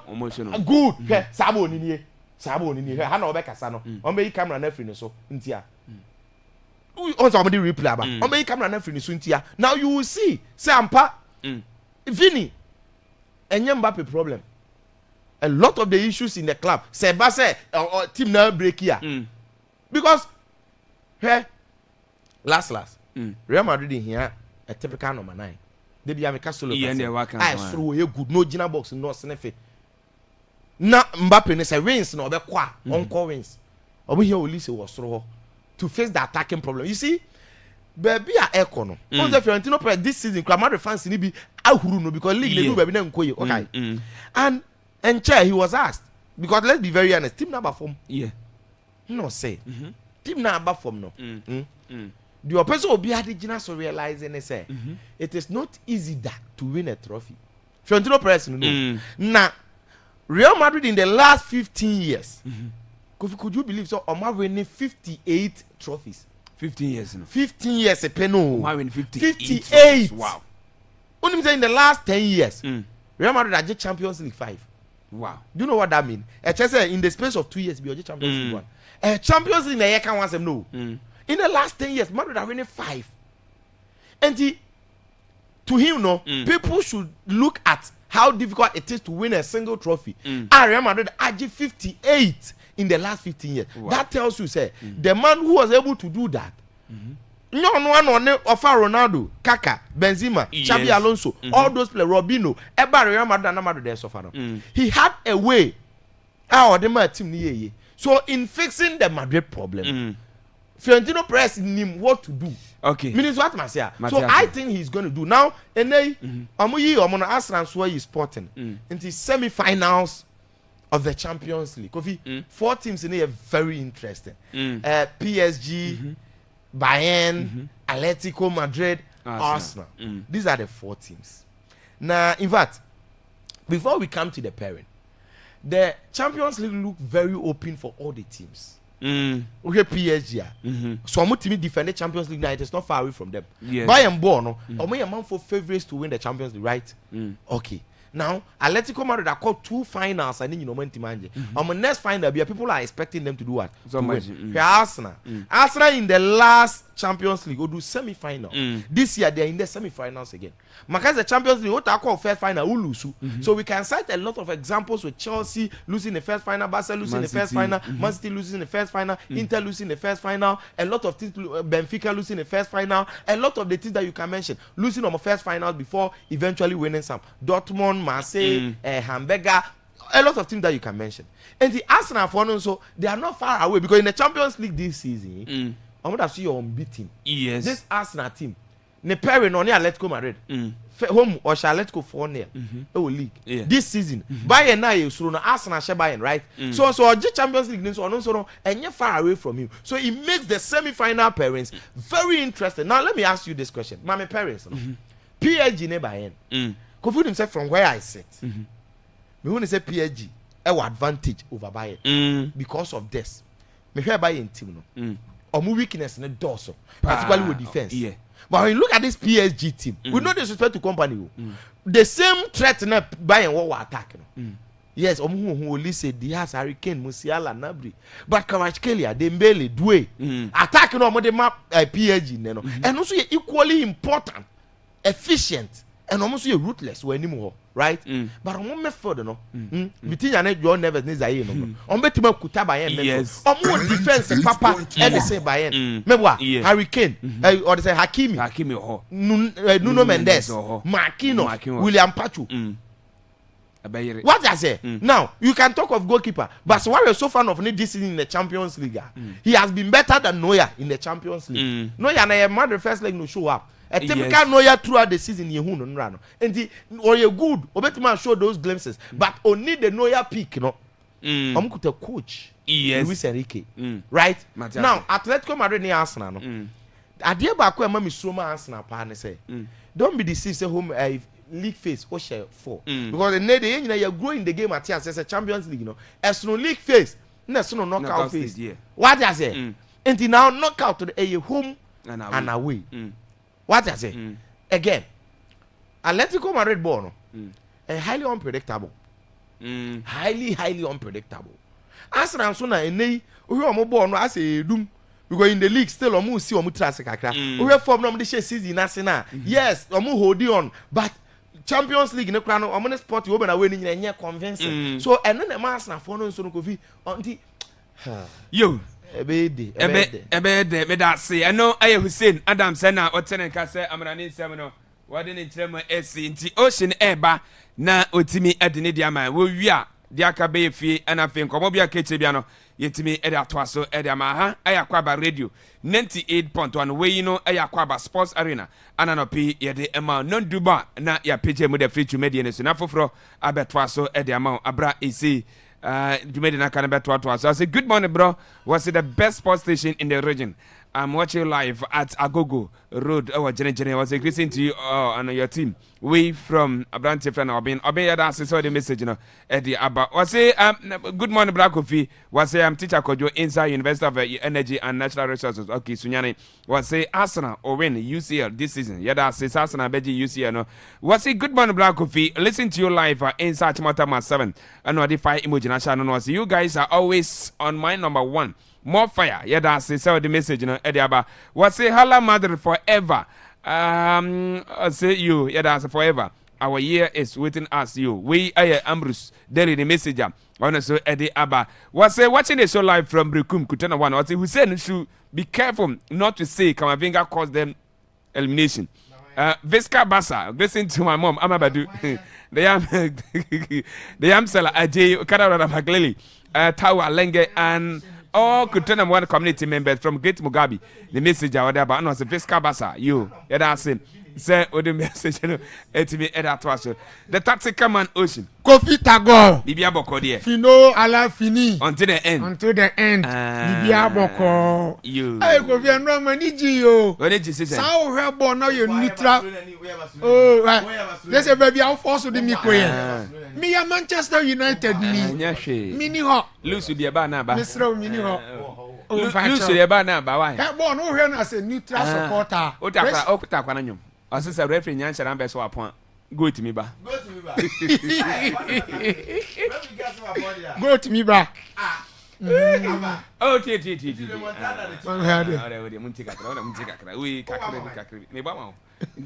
Naka. Hala Madrid. Go to me, ba. Referee, go to me, ba. Referee, Casua Pondia. Go to me, ba. Referee,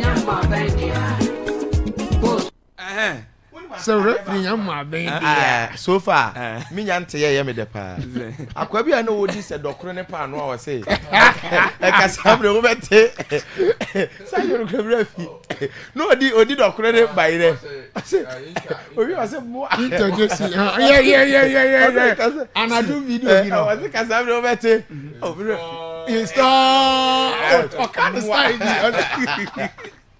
Anyway, it is so okay. good. Yo, Emma, yente. It is so good. All right, Kofi.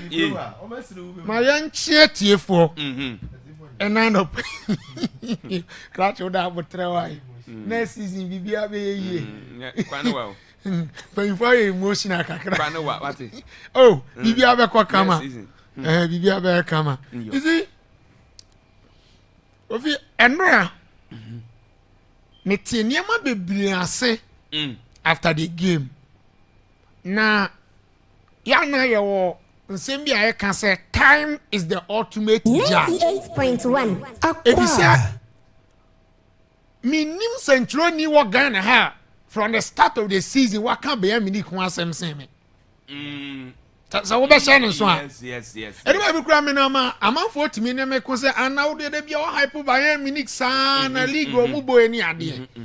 But me sure say no be any opportunity where again ni bibia no. Better say why sometimes me dedicate me time e dey discuss Bayern Munich. Because na minim adwuma so na Vincent company e dey shame. Any dey Bayern Munich aye. Why? What him say? Me sure say can na ntia o. What him say me ba sisie. Mane me mic ne mane.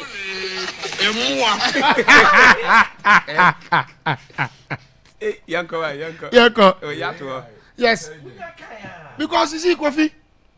Bona Bayern Munich e bono. Enya gogwa ball. Ampa you can make a case say PSG so pick it up at the right time. But the difference between their performance and the Bayern Munich performance or more display their mind and say Bayern for now very consistent from the start of the season at the BCN. Among Johnny Dunda. But PSG among starting year, but yet during the business end of the season and a PSG for the picky at the right time. That is the difference in terms of two teams now more performance displayed. Okay.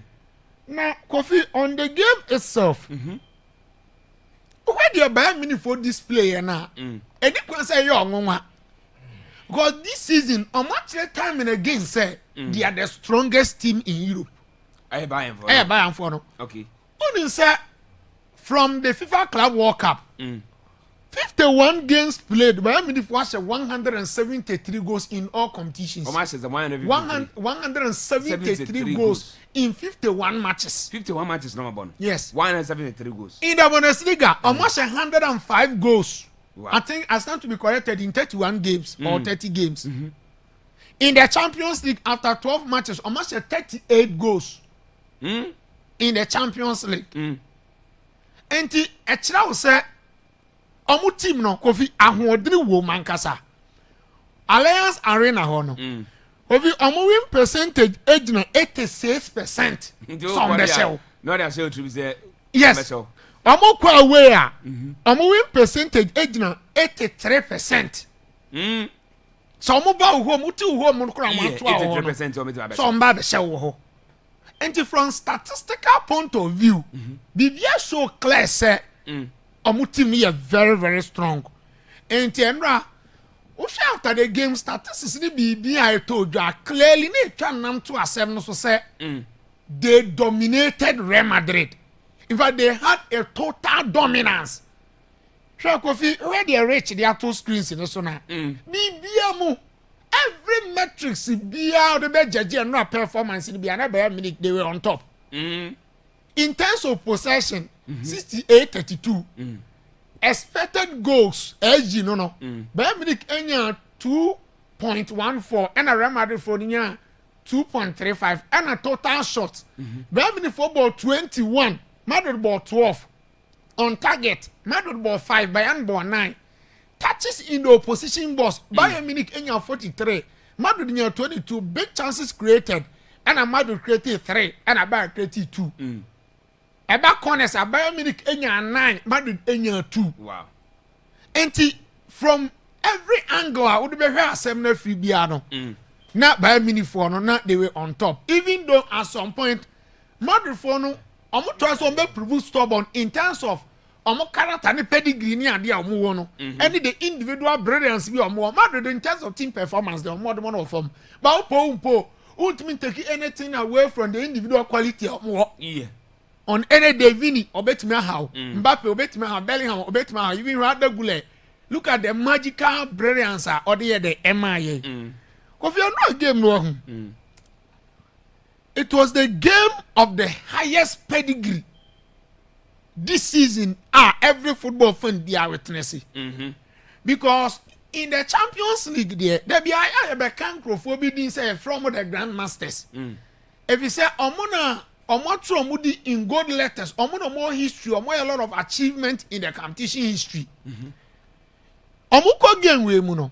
If you already Madrid at 15 UCL trophies. Yeah. No. But says no game no. So who say a typical European royalty match. Her trophies and they go so 21 Champions League trophies. And yes. And who say it became a game of movement. I wait media no about 5 minutes. Now Akwaaba did the other side. No, so creating the chances. So to me taking the chances now also when they leading away really. Because in the first half, now Real Madrid and they leading. Yeah. And then in the second half, Bayern Munich take out the winning. And the Chelsea draw match no. In as much as Bayern Munich for dominating you know. Then your game Obet in terms of chance creation you know, Real Madrid for enyebi. And no where chance be Mbappe kronya yanko pass ma Vini anke bia betima di nkomo foforo ne ade. And the Madrid for no nya chances ne ade afan e kira a game na pedigree ne dey e wo suru ye pa. Okay. Match no produce 7 goals. Obianim. And again, one magical moment, I see other goal free kick or say, Manano ya stretching ya and go bet me born a free but and ye. And after the game, also bet my blame on the but Obian fan to the things other goal and left for to the Joe. Any idea fine. Her coffee, not mean him, sir. Send ye besi bia Ramadrin to me call any match. Because at Alliance Arena, Hono. Only say in 28 European games, our more than last 28, Omalusu Bakope in Tamland and a question 2-1. That was last season. Wow. Yes. In the Express, a fortress ground. A very difficult ground. I'll come on air in so bit in by a minute for 9 days. Abo. Now, where? So said the fact check and I said, this is more progress.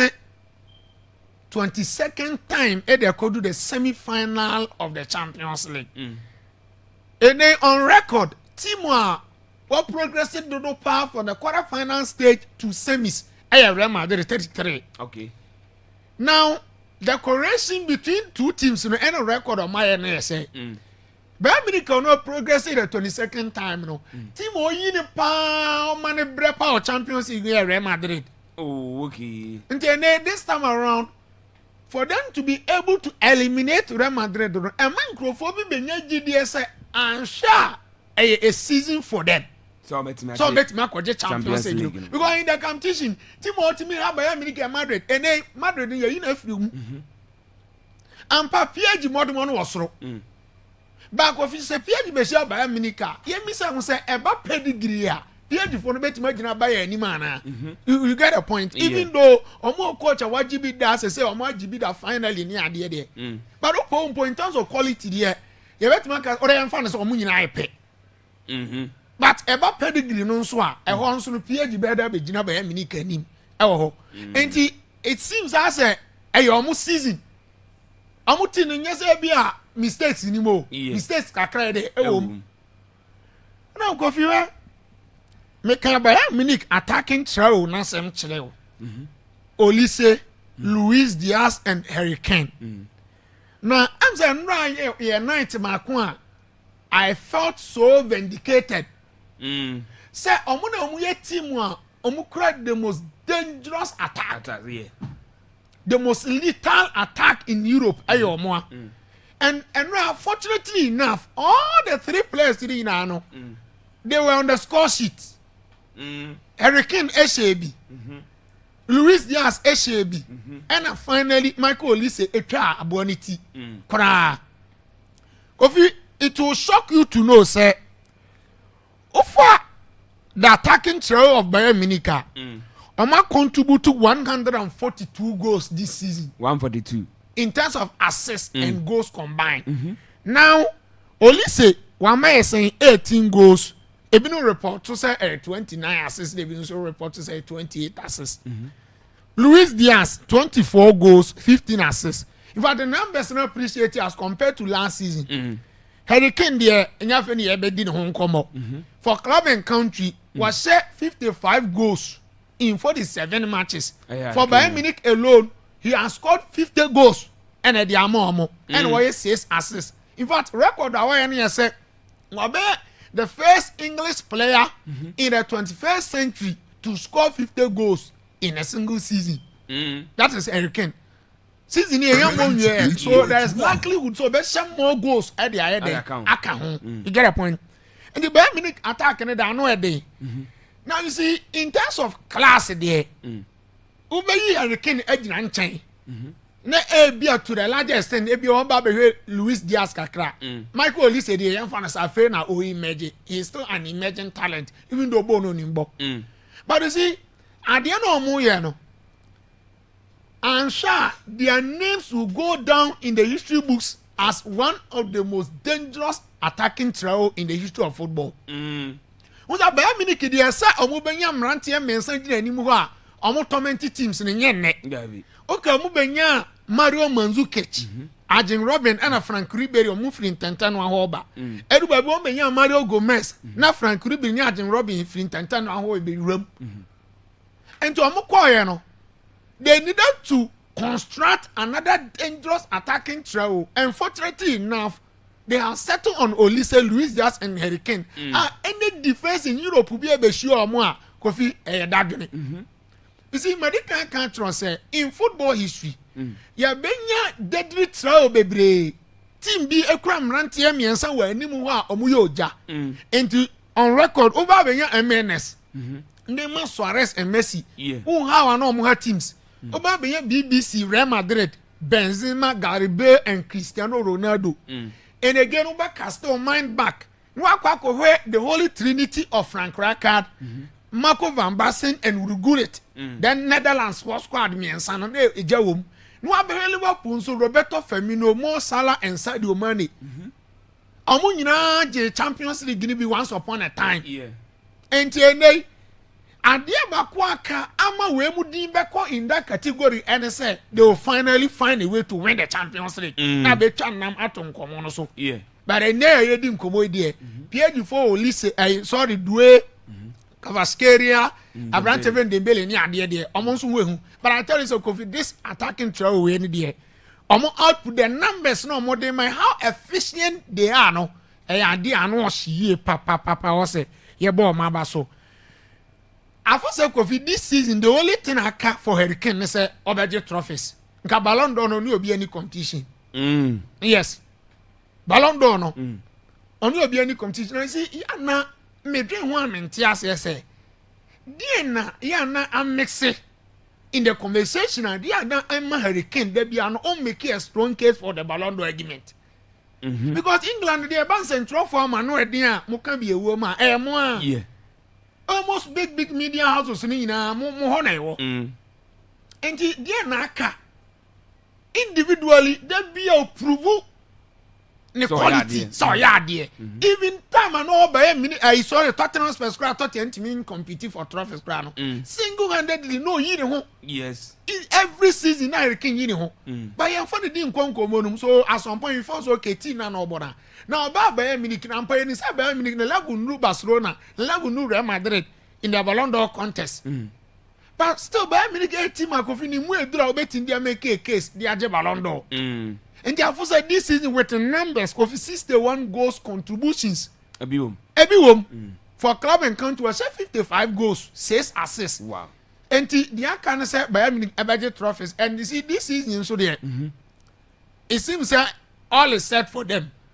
So make money a very successful season. Then the football gods should reward Hurricane Kofi Wabre one man nam consistently in the numbers no the man san but yeah you need free because then the best them be the best and they can one better ballon don Hurricane Yanji traffic count. that is what I want to arrive at. So I think that this is in the Aka air trophies. Is it Kofi Wa? And one game no the entire man regretted that watching the game and I say Emma you will be opportunity and you will be away again be opportunity to witness players ya yen respect you yen recognize you. Now Richmond Mami Joshua Kimmich ni hit map no. Where Kofi? And no be away again be bia no beti ase say. Edu ba bia ya na my fan say trim say omo muni ball born was Spain England.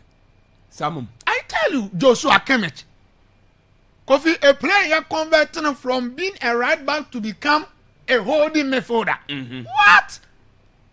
Masterclass performance.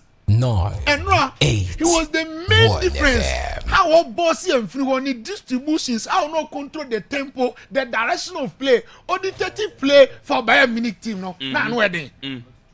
And you know by statistics, 1 assist, 4 key passes, 102 passes, 8 long balls.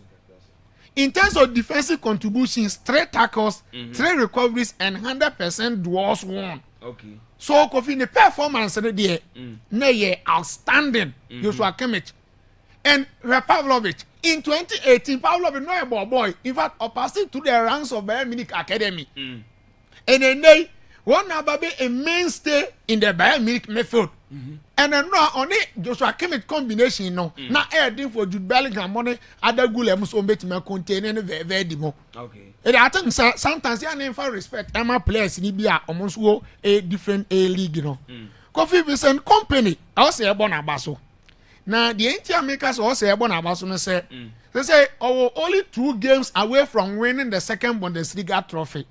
Again, our 3 games to win the Champions League. Our 2-3 games to win the DFB Pokal. Now this is the coach. All Baba Binikino. Now okra virtually 0 track record. No, you're proving. Okay. Because no the Baylor crack relegation. And today the best of the Baylor relegation. Yeah, the Bayern Munich Juma Bemau. Me catch yourself Kofi not all the time and experience the best teacher. No. And your brain now we understand say in most cases experience the best teacher. But in your brain and experience the best teacher. Oh, okay. And then if it's a company being who is so a failure and then man in a turn for a company. And I can use as a company who bought top coaches to Europe me and San Umonidi. Young for Gadola Munko baby, Yenny or Mundian Chain, Yenny on it Enrique Mundian Chain. I know it's but then they top coaches me and no crown to me, Jano. Top coaches. Company better than Teta. Aye, company better than Teta. Ateta boy secure when you be company better than Ateta. Coffee? Yeah. Say Kylian Mbappe. Bad luck in a dinner chiana. Because a free PAG, you know, so be a cancer. She say Champions League no pay and until about Madrid. But a free PAG, you know. Say once why ye, baby, you call ye, I say. Send a body bunko for mana. That you see, but I don't the Mbappe the song Sanda individually Mbappe more monko from that. But I do baby how about me achieve from team level, collective level, no. Now your problem. Yes, I have one mate one M1 and assassin. With Madrid the year bet me a canasa. Individually when numbers. About Madrid now where he goes or this season crown pono. He goes out there the amomo. Enti baby Udin second answer chinchia ube free one. Free one and near my year or Marco Champions League semi-final and quite 3 times in a row. If you last season Cromona free one I didn't choice in a cheat. And Saudi and Kofi are 2 players baby Ibrahimovic. Or to me free one I didn't in a cheat. Patrick Vieira, Fabregas. So a Mama Bakai Luis Nazaro de Lima record no. At the younger age, and Ronaldo started this other matches or World Cup as in fact, Oba World Cup fan and Santoaso. Small boy. 94 no more penalties Italy. 98 and France Asian final. And 2002 Ronaldo signed another final. And Mbappe de Kofi Wajini di we World Cup, the biggest stage of football. Wajini do make a name the man who da. Chira say or pedigree. But Kofi back club side in Swa. The highest level of football, Europe Premier Club competition, that is the UEFA Champions League. And no nanka. And to where Ronaldo record now, I think that trajectory now Mbappe so nam so no. Ronaldo Arnano also only 14 goals in the Champions League. Wow. But World Cup do nyawa obey your word man pa the amount. Say Ghana year 2006. Yeah. And I don't know Mbappe has a mom pie and on pay good like kakra. I just say he came to Real Madrid at the wrong time. Yes. Because I say for the first time since 96-97 and Real Madrid 2 seasons in a row. Yes, so I'm back to back. Oh, Champions League more. Yeah. Last season, Arsenal sent women away. This season, so by Munich, Arsenal sent Madrid women away. Kofi finally, the egos in the Real Madrid team are too serious. They need to face something. I think something is wrong in terms of the discipline structure. Because who coaching Real Madrid? The amount of time as a head coach, no one team players no. Sasadi no man sana ebe hard because me teacher near there be am so closer to nkola no classroom no o say nkola na ye boni a just a headmaster no ten office e betu aba 1 year akora no me wura classroom ngoda no ono na also issue disciplinary measures no and you know Koran say Kofi they should give total control and power to some of the coaches. Now players ni bi ya de obetimi aten omo. Okay. And then no who say Jude Bellingham no ni Vinicius icon. Yeah. Vinicius ni abo bi na Bellingham be gina boss na say one square man one square. Mbappe so ya be on pass ma wini no one pass he. Mbappe di. Kofi boy so pass ma ujafa. They be ankomo no different. So the egos in the Real Madrid team na no e de na dodo. Okay. On say me di nkomo chiro last year say. Players na Real Madrid e recruit no. Obi a potential Ballon d'Or winner. Yes. Obi asunya bi obeje. Jude onya bi obeje. Rodrigo ewe mudi na akata no so. Anko no sunya bi ope. Already Mbappe dey pedada and a Vini so pe. Adagula opa mani meye untouchable. Oh Real Madrid team no onye mainstay. Ebedu baby ono so be so onya Ballon d'Or ni bi on so pe. Okay. Until they should find a way to manage the egos. That is why I say omo consider new coach Kofi Obeba. Coach Kofi all the boss or what the courage obet ma command respect or dressing room go. Okay. So I think sir I'm not there Kofi in a nice a deserved victory for Bayern Munich. I'm not say no me far superior to Real Madrid. Okay. Me that say why are there? I know the tactical man Ocean. You see I can say Madrid I say Bayern be Champions League na one sem now can ya bomba there copy stamp be the system why? Yeah, that's it. Was it watching the show live from Brukum number 1? Was it the first leg of Lamine Yamal is better than Real Madrid combined 11? Was it Ben the see if you don't understand from Great Mugabe, messenger or the Eba no? Was it you go player Taya Hala Madrid? This is Ben inside Osu messenger or the Eba no. What say I am Kevin from Onyame Adom Electrical. So I say greeting to Nana Atopran. Okay, Kevin here as Yan watch Onyame Adom Electrical. So they are my wife. What's a good morning, Black Coffee? Watching the show live from the Black Babani Salon Software. What's a Black Coffee? Both of us we are out. You know every Hala Madrid all the way. What that for Miss Wala my boom. Yeah, trust on Yanko any Odena. And you know say you know Ephraim. You know Ephraim. Yeah, they said Ephraim in them. Oh, then there yo. Yeah, we teach them. I see. Do a bit. I just. We are Tassa. Yeah, teach them and I just Tassa. And see, yet was in a Yanko anyway. Na messages in a Yanko been for. Was it? Ulisse was not a special in the second leg. He shunned after the red card. Omasho. Why? We aye Kofi Jan Ansu the messenger honestly the buy yan twas in queen was say come and finger cost Madrid we aye the glory boy in the messenger what there ba I wanna say man of the moments we aye master Ghana okay you me that say the messenger was still Hala Madrid oh for Sue Daniel messenger what there ba was watching you live from Techimai for say that as pass with the message you know et me there ba was Barcelona fan happy but they did not know we have won the Champions League 15 times. Nya no more count. Why? Razaki Drusu. There be some on it. And then no is Omoka. Omoka no idea. Why? I want him so much 15. And I know him. Oh yeah, yeah, Kai. I don't know you. No, I know more cool.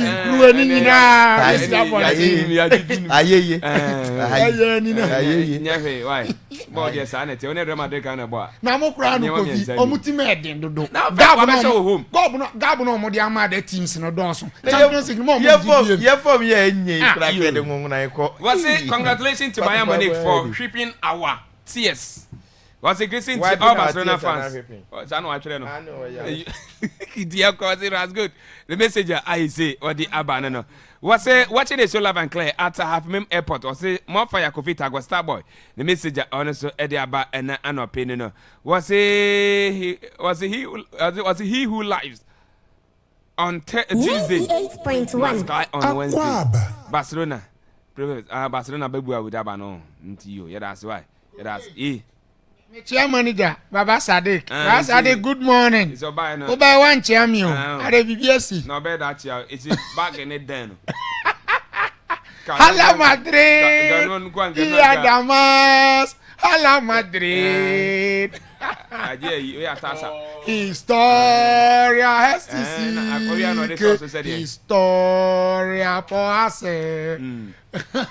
Yo, yeah, that's it. I know I had a tactical man, Ocean Shadow, say. K Lovett Company Limited, Nina Madrid for you, ma. So Madrid for you. So now Justice Phones was 7 countries, Zebra, Chroma, and a some of my acquaintance say some phones they knew John. Saturn when you what's the matter in your moment? Historia Nadia Sike, Historia Poase. Hey, I get that. Hala Madrid, Hala Madrid, Iadamas, Hala Madrid. Yeah, that's it. Remontada na dano Romantaifa. And see, Yantua Sene Quenim was a friend Peter, or the Pastor Peter Tre, Titabuta, Bishop of Christ Salvation Ministry International. So, Anna Bijo, Natural Health Service, can be what's the fire in Abra. Yabama Dune TV, Efruso, and I feel careful so Akwaaba Enterprise or Sebra, dancing in my papano, or bar, or the Ekabi, Eddie Free Akati, and I feel so ABA Heba Center, and then we added a South Sign one. One Ranonko Huna de Branimo Dre, Netimi Influence Sasson Opportunity International Service and Loan, was 7 catchers as Sika Samu Jadi Bra, Yenu Esinkonya, is a man cost or lono, Bomodiana Cope Binajo, Nebitimi Abua Papa, Anna Fisoren, Spandan Takran, was 7 catchers Braneho Num, Nehau Bio Numbia Sahano, Intimi in from V Tafico Enterprise or Sebra, Casper Pass Papano, and Sabit Maccabi, Eddie Free as Sasson as Suma Rabang 7 catchers Zebra, Yabamo Loans to Ahodo, Serbia, Wofo now Donum. Amotimi atrakama etimi edama fridge Dr. Donto was 7 countries of fridge and said is obebian office ubrekum dama kwanso ala wajan so babe Madam Felicia ayen store no do fridge no betima repene kama etimi dama o friend if you so betima aba Samson Faith Travel Consult or Juma Pai or Kata 2 years contract okoye okona se modibo timi so no wie per contract no renew ano betimi asaye Juma anafe so Akwaaba TV was 7 countries TV I see aba a yebi and a wenya, say a wedding, say a bed into, say and so the program party be an autumn. You may streaming live, come and fama. You bet me about any come and 80 million amount. I break it's some more mochi, you know, bet me and you be here. Francis C. Kuma be a J. Every home. I was 0249 562833 0249 562833 and after 0246 363064 Ofram Komabia Kechebiano, Yano betimi Edini Abuakama Sason Akwaaba Kitchen, Ayabia Isoba Kodidi, amount say to me at an pay Diana Shishansa Ketokra, Banku, any okra steve, Fufu, Nila Sub Sasona containing Captain Quaniano, Obenye be a wadi, and no Akwaaba Lodge. Do us see an Akwaaba Kitchen, Nekodidi. From us to see, a bride, Yano bet to place order. So, Newman, a year been a befi engagement in our year, then we are not on here be was the phrase see him 0205 22 3838. And after 0243 370306 Ofra, Komabia Kechibianum. You know, bit me Eddie. Augustine Home of Curtains, Carpets, Sasson and Furniture was 7 Cancha Zebra. Was a curtains, you know, tap ben is a pound sentiment could be so pay one be and I said design one obey be our cutting post or sebra say a good say a black silver say a PBC post be nina obey be was say a coffin powder the aba and a mattress I hold the aba obey be ato was say a double and a penasa cancer quincy no nina obey be ato at the free as ye and I feel soon kunya no seven canches a bit is a shape and a 2-in-1 nina no obey be and I feel sofa mattress no but more than a copy be our as your name to me more kama was a curtains the tap of your piano for carpet no obenye bi ato e de free aso nteme yen sorry na face schools na face office ahodo no oba ibeti abeti san kama etimi e de ama obenhu e obrekum so nya kwada na so ye ne sharon radio e na die ne mehwem e ya frefra no wafre 0205 223723 0205223723 from Augustine say one any team budget no mabo na ne mapa no say team aka bi omnyina e kan bi na no pi ote nkasa kudiem semenom ye di e dan yare fisam no e to aso e de ama na no echi no nkoma bia ka che bia no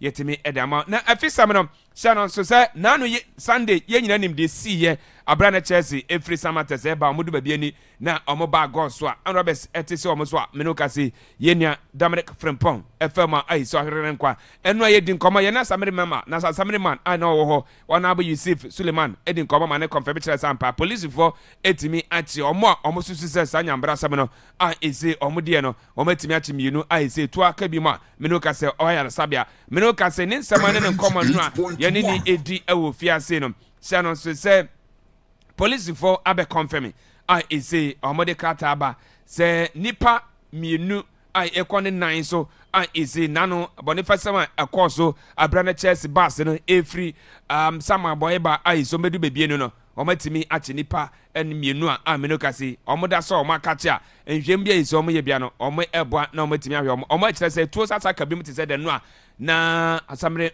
man e kan to by Facebook wana eno a edu babi ne kontimba police can e kona manfo e tubo e brono because of say awukasama e say ekoso ho na timamfo no ai say akwa bibia omo edwan omo enti ase no obehwe Facebook or video no ai say twegu ananya sam ketwa etinsampa na nibra ba papa na say no munya omo chi omo na nya de say ko mejeje omo kra police for amod kan no na menoka say omo de ba be form ai say omo eko omo konya ne nua no kontimba no ene mo no ne edi atentwe ewa police kan ho na nya sam ke 20 police baba bonte aba confirm sampa o ma che nipa mienu isi ebi so to aka omo wa yara sabia omo gira omo so yesa mpo omo etima to omo na omo de maka omo be che omo we ene nsama efri oba enana pe ye de bi edown ewa Akwaaba radio 98.1 shanon so yem free when na ye go pie Ghana Football Association omo so ye eno a afi no eye hyehyɛ FIFA Go project no shanon so sample eno a arefefo no bi etimi anya kasa ye pick up omo edekodi djuma serebia betimi abo ama football no etimi akona nim kama ewo Ghana ase na djumade na ase no FA president eye kato kreko da ase modu ede ma FIFA president ana fi so msa na mapana yi so matu wase abra omo kan FIFA Go project no na omo ka so Mele Foundation betimi abo ama yagudi na etimi akona na omo eka no na manfo edato. But I started on So first of all, we are extremely grateful to FIFA, led by President Infantino, for their vision to support football via the Forward program. I think that when we speak about the Forward program, Ghana has been a big beneficiary, and we have utilized this program for the benefit of the Ghanaian game. Just about a year ago, we gave away 8 pickups to the leadership of our 8 regional offices with a firm promise that we were going to add up more. These vehicles obviously are used for the development and promotion of football at the grassroots level, where the foundation of the sport is so important. You remember, I've always spoken about fixing the fundamentals. And when we speak about fixing the fundamentals, this strategy via the Forward program directly fits into that plan, because the foundation of the sport is at the regional level, where coast football is played, where girls U15 leagues are being played, where Division 1 girls leagues are being played, where Division 3 leagues are being played, Division 2, etc., etc. And therefore, any form of support is needed for the development of the sport. So I'm very happy about today. Today, we are adding 5 more pickups to the collection. This tells you that the FA is very much committed in meeting the needs of not only our members, but our constituent bodies. Apart from the transport acquisition strategy, this strategy is also key for the development of football. So today, 2 RFAs have received their pickups, the Northern Region and Greater Accra. We've also made provision for Atenka Directorate, which is also the foundation of the development of football, and also the Tenka Center in Pram Pram, where all our national teams, all our trainings do take place. And lastly, the headquarters here, where obviously the hardcore services are delivered. So we are very much happy about this. And in saying this, let me say kudos to the team that has been responsible for all our applications, led by our Director of Legal, Mariam, who's been doing all the applications on behalf of the Football Association, and also to the General Secretary for all the support in this project. I'm extremely happy, and I think that gradually we are laying a solid foundation for the development of the Ghanaian game. And I hope that every beneficiary, whether at the regional level, whether from the Tenka Directorate, will put these vehicles to its fullest of users. We and then some GFA President Racket Okreku and officer second vice said the Emma has a calf. And our tenant got said no pickups and I see almost a chair no what don't come on Eddie Edan in a tape for Akwaaba radio 98.1. Now yan twas a MTN Cup pressure so nyame abdomada watching semi final games no a bit to me and start Abradiana FC or Money Nations FC at the PM so channel so no me and Sapepe na case in Etudwa I was Swadro Sports Stadium na nyame abdoma memenda na one game shot across and we Dreams FC or Money Mediama and the back shisha so mo boss am match ni wia channel simple women's league na I say born final game no a bit to me at on the 19 and as I can a bit to me about 17 18 19 so do park no 3 games and say a bit to me akoso and no I am pem da kwan ladies or more any hazakers ladies in the debate so na match na me adomada watching e to no abra is a Diana FC or mo ebo the Nations FC no na no ana brand here I friend hence na aponsa wono a player edema Diana FC we din komo e dey afa Kensia I say mo kobo e dey Nations FC no preparation dia the on point the preparation so it was 3 years because semi-final you doing the enya good year because we are going all out to take the maximum 3 points against Nation 100% sure say with magic FA Cup this year because FA Cup na you need that so now you try your maximum best dia say every FA Cup na Amado Mamai na Adriana Football Club because in GB the intino you try your possible best every FA Cup na Amado Mamai na Adriana Football Club the amanya GD say your training grounds okay motivation your team management and playing bodies and okay was strong say you call all out at my taking the minimum 3 points you know didn't was strong you know but my mind went tired you beating the 3 points now about fear now you carry on to the next level Adriana supporters make a choose say semi-final day, you lose. You win against Nation and that Friday. You know, win the back. Yo, and to China and it's some ebo. And what she Osaka Edifa Brand here, Dominic Frempong, delete. Now, your teammates and now Bobolo and the Mabri Chelsea now. We and in some brand here, I friend has sent upon Sa on a city to ya. Yes, in the day, any easy course. Yeah, uncle Dominic Frempong, 9 or 100. Then I share that. In Navy, any dear go boom, you know, say on can who be dear to say, ye, now, incident in the sea now, very bad because any easy say, young as I young Dominic from on can when you, we and in summer, or they are to ya, and I'm sad in Ghana Premier League week number 30, no, and penny 4 at their coach 6 May, the year 2026. Now, my HS, Umba week 31 or 3rd May. 3rd May no boss a match ni wia ansana mpo mabobo week 30 no ade ashemti na nyina akwesiwa enti week 30 ni de me no ka say pens for postpone this matches ni nyina e de akoshe 6 May ana afi so week 31 no say 3rd May ni a year from enti shana so week 30 no ba be Wednesday be midweek ana he say on betimi e de from we ana jahodo a empere timi aya e de won sam no ye de emma ene anopi na kwabra ye bo a swak president wadin komo Eddie Afa Ghana for I so much margin Eddie for Blasters a new coach Carlos I say ya signed 4 months but some be about $100,000 now about the backroom staffs or the nippon and about the attendance on here jumping to now a biacano now went to me and robium now Cabrandi come Eddie Afa young coach come somebody to you are but for missing coin and the mono yet me at that was why swag president I think we waste too much time discussing coach. And that is why I'm saying that maybe view, they're very, very, very different from the rest of the world. I swear, coaches don't play football. Footballers play football. Why do we make it seem in this country as though the football results are dependent on one person called a coach? There are too many factors that determine the outcome of a game. A coach is only one of those factors. And I've stressed over and over, the decisive factors are the players, the quality of material. I've heard people already criticizing the choice of Carlos Torres, and I'm shocked to my marrow. Shocked because I've had examples of the fact that, if you check the statistics, he's won so many money, lost so many matches, the percentage is blah, blah, blah, blah. Listen, he led Iran to the World Cup on 3 occasions. Iran is not a football nation. Iran is not a super football nation. When football connoisseurs and pundits are talking about football nations around the world, nobody mentions Iran. So if Iran goes to the World Cup under somebody's supervision and they don't do too well, how are you going to limit the entire performance to that one person called the coach? I've heard the whole Ghana, everybody talking about coach.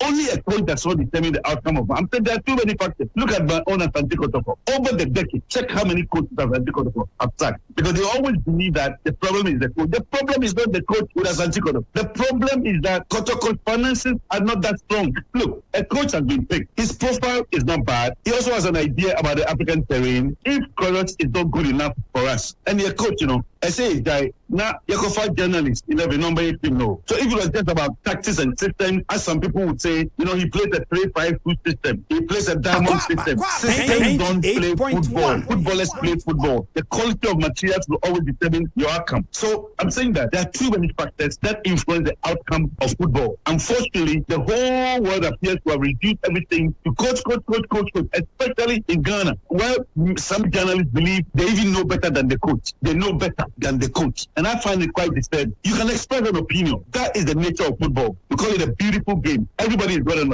opinion. But express your opinion in a measured manner. Express your opinion with some respect. And then make it seem as though the coaches are so clueless, they don't know what they're about. We and then Sema, Kabran Yabo SWAC presidents, what they are to do. Was in your coaches and they determine the results of the game. Players. That is, That is an winning match. Players in a winning match. Come Kofi. Boko there. Kofi, Nyame Adom Boko. Yentiwe. We starting free MTN FA Cup no. Vin Kofi a man born almost na ko boni na so. Omo born into almost football festival. Zano my fryer no. Kofi. And that's no. You see. Oh, the GFA football festival. Sometimes Oka asem na kwete se de obi go free say opekasa de bia mu de FA ni baby no you have to complain because if de bia makacho say me that Aduana versus Nations born na omokobo no so do no kufi needless enfaso bia ni so sabo na Aduana ni Nations e kobo so do no enfaso ni sabo ne so enye ball ba na mfaso ni so but venue no mo kobo no ko fi mfaso bi ani so say percent dom that is it dom na ma hwe dia ye pese enya dom say de odru quarter finals na obe kire say omo pese dom behwe ball ni nti na omo de ebrekum Chelsea ni Nations ba bechem ena Aduana ne Techima Liberty omo de ba bechem ne dia ko fi e na asesa sesi a ye pe dom a de ball na free ha akoso edru do you know the distance from Doma to Swedru?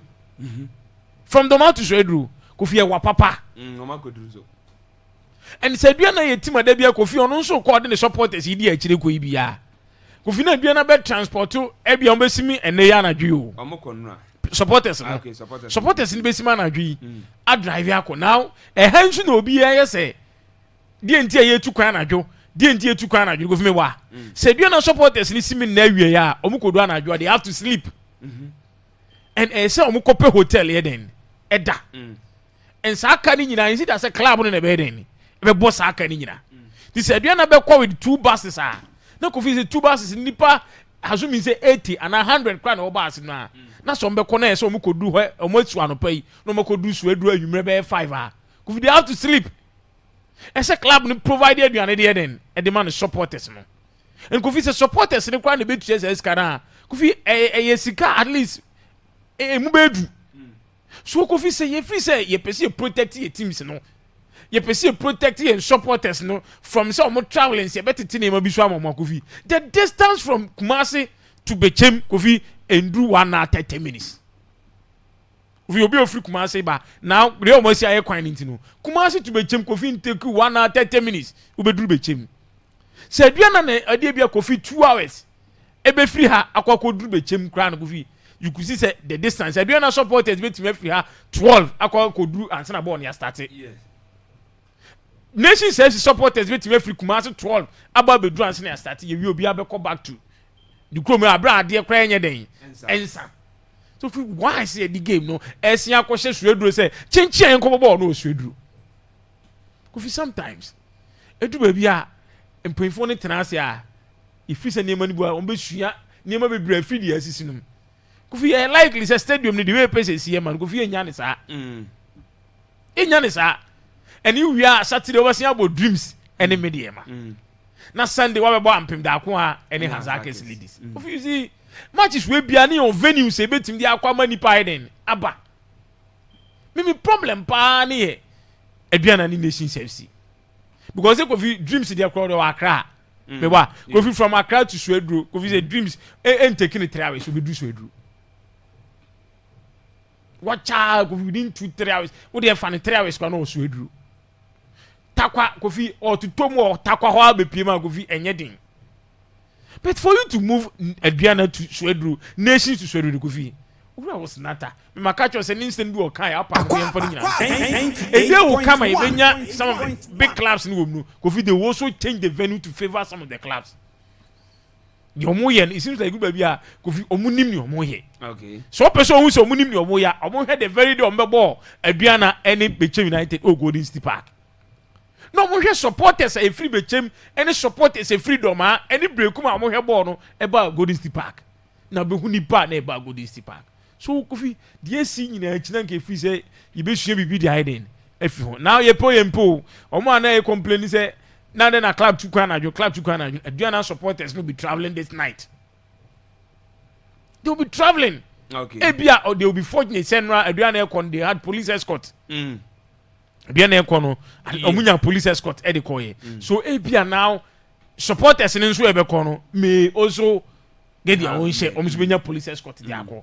Because sometimes you bet me manage near the games no aba very closer to these two teams na Kofi o mabebo game no. Kofi if I check pickups Kofi say omo to aba man na receive pickups no. We are RF4. Na RF4 nyom na to aba man no receive. Somebody here adwuma dey am football. Ntina me kan say Kofi. So mo ma to aba. So mo na so mo ye mo dey koye adwuma dey am o man. Say aba no mo to ye no mo to aba na je pickups no. Ana omo de man RF na ayi anye ne de. Dey asem na. Me say omo ajipe omo to aba na kwete pickups go project. FIFA go project. FIFA forward on. FIFA forward. Kofi for FIFA sika ni bi ba. Kofi bi ba ye ma FIFA hu say na no FIFA say FIFA try to the social media page. Dominic Frimpong issue no car for be twa. Kofi na say next time FIFA sika ni ba na ka say the security ho adwuma me sure say FIFA be complaining. But normally I no ma try wa de kwa. Nti Kofi yeso yan twere ti betimi atwere akọ. So be away say here. Say yensu security now say provide security for our players. Because from Akacho say players ni who there is nothing like Ghana Premier League. Omo na ebo ball no. So omo fair ade say protect a players no. Because say team this can be talk hard there Kofi. E dey ma RFA president for some fanya adwuma. Say RFA president for players ni who why president run so. Yo. Nti be team this can be akoye for security. Kofi kwabre ebo. If you see sometimes on yen painful a yemu bi sua de na Monday anwumro dimirika na wakọ Hespors no kufi bo Monday anwumro na dimirika na wakọ Hespors na so waka obo but for the whole kwabna ebo a and Kofi you see asase we na wo so no obi ade interest ne nam kwabna ebo a na adwen sesai at the time or started so benefiting from K to Kriko administration so can kwabna ebo tell us say or no starting in journalism. Oh yes, sports highlight. One criticize coach be tactics that. One criticize Kotoko say because Kotoko doesn't have a good coach that. Kotrans no what that Kofi. And yet not what trans who. And because of the interest, baby, you know didn't interna. Yes, ne kwabere body enter Black Stars in the go DHD. Oh yeah, why? Oh DHD as what? Tell us. Is he the communication director for Black Stars? ado kasama efi me ba me say oye communication officer for GFA there be onye oye dey Black Stars ni why Ghana ni so na den Ghana ni who ko bi da bia why swag president me say na swag president when I can just swag president Black Stars too can be a swag president in Nigeria. Swag president moral right now say swag president every Black Stars game bia no only eferi nenam Kofi onko tena sendwin hu eye insult to Ghanaians as na Kwabena Eboa be ka che say coach doesn't play football Kofi coach bobo ai ne ade no omuma coach ni ntena ne ba bi na Kwabena Eboa ni coach ti ni fa nkwe mo say coach ya akofa ne say ne taxes nya na se bia na record ene enyi sense Kwabena Eboa nti saade a Kwabena Eboa na nke so tu efeni fu say de Ghana for e kan ye pamotu adu coach kura mo ball nti ono Kwabena Eboa no kura no tena be ncho betime coach team no Kofi eya on say one hwe be mo kan sem bia a whole nation the whole Ghana should say you coach here in the tournament in Nyade and as the legend sports journalist Kwabena Eboa mo nimbo mu kese ne be ka kire say na coach dey say coach mobile now there are so many tactics in mobile Kofi sometimes Kofi insult to coaches e my way mo yes Kwabena Eboa asem no kan say coaches ne ba one thing no mere no mo ka kire Kwabena Eboa say he doesn't know what he's saying na coach bobo there Kofi what is the essence of coaching course 3-4-2 4-4-2 me say Antonio Conte ba Chelsea no system be no de ba Chelsea but 3 back na coaches need find it very difficult so many antidote to it me wa na no nsentwiro ni na de ko ye ni system ano bon na ma obia struggle so no ni Chelsea bebo Kofi no nye coach so Kwabena Eboa nsem na Kofi on ye kan more or less it's like an insult to some of us say system mobile coach mobile na yen hwe ono ane kotoko no finances na Kofi kotoko no wo scan kan nye coach papa no kwa ba so omo ni skate omo ntimi talk ya ye wo scan na ye kofa papa ba ne na ye kofa de onya de ye kan wa sem no team ye na se o crack squad nti team ya Guardiola ntena fie City fo no nkose team ya Guardiola ntena fie City fo no nkose Kofi sa adwene na wo mu tirim a mo ko tournament a mo ko fa goalkeeper mo ka che se de onu ti fie onu go no nya bi na ya de change the debut o depo ma na mabo 89 minutes na mu lead ya o de nsa course mo take mu free mu no that mentality no mu tirim that African mentality na Kofi ene broni ko fa free kick expert free kick coach me boa obo 10 obe show 8 uwia no obetre fie besu broni ko fa strikers coach no tie ni strikers na sa na free se semenyo mo bo no so sa se na brofo ni ka bia ka obenya semenyo de na bo Black Stars no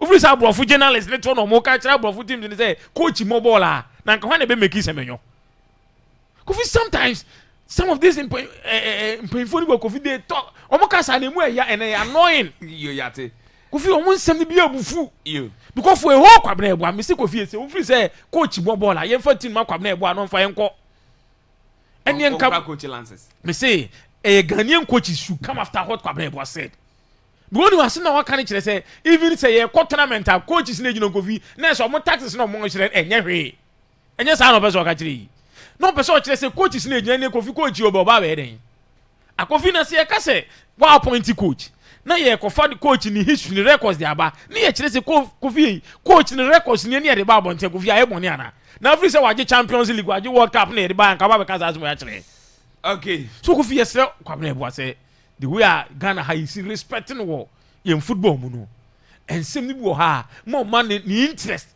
baby o kwa kudi no ke to kreku initial na to se nkla na edi na chiri nkwa na adwena sesa a wo ntimi nka no kre not knowing say mpoinfo na edi na chia na ye gidi o mu say o be ka no kra checket no Kofi ha akom ni nchiremu afiri ye hu de nti aket nya hwe no afiri ye hu de nti en football ni say no do you know why initial ni afiri say nkla na atwa mu ket wo hia no omo nhyɛ na nkansem papa bi nkyerɛ ket omo ntunu fuye Kofi not knowing say mpoinfo na na di animu dadada na ye ji omo di o man we mu say yes we mu akɔban ket ometu ofumfo no Kofi say na sam mpoinfo ni bi be ka kyerɛ say coach mo ball tactics mo ball na Kofi yes the okay ni bi wa players etimi play omo part in the game be Kofi nka coach yen ko fa coach ntua ni ka yu jaman wana na eji ska chen ye coach no Black Stars o yo Black Stars team no me ba when na ye over technical team ha na we are na Kofi ewom no kura no teams no ho no players do say na giska chen coaches die ntia Kofi ene etua coaches ne kaye e chen some of the players so for a whole Kwabena Eboa to come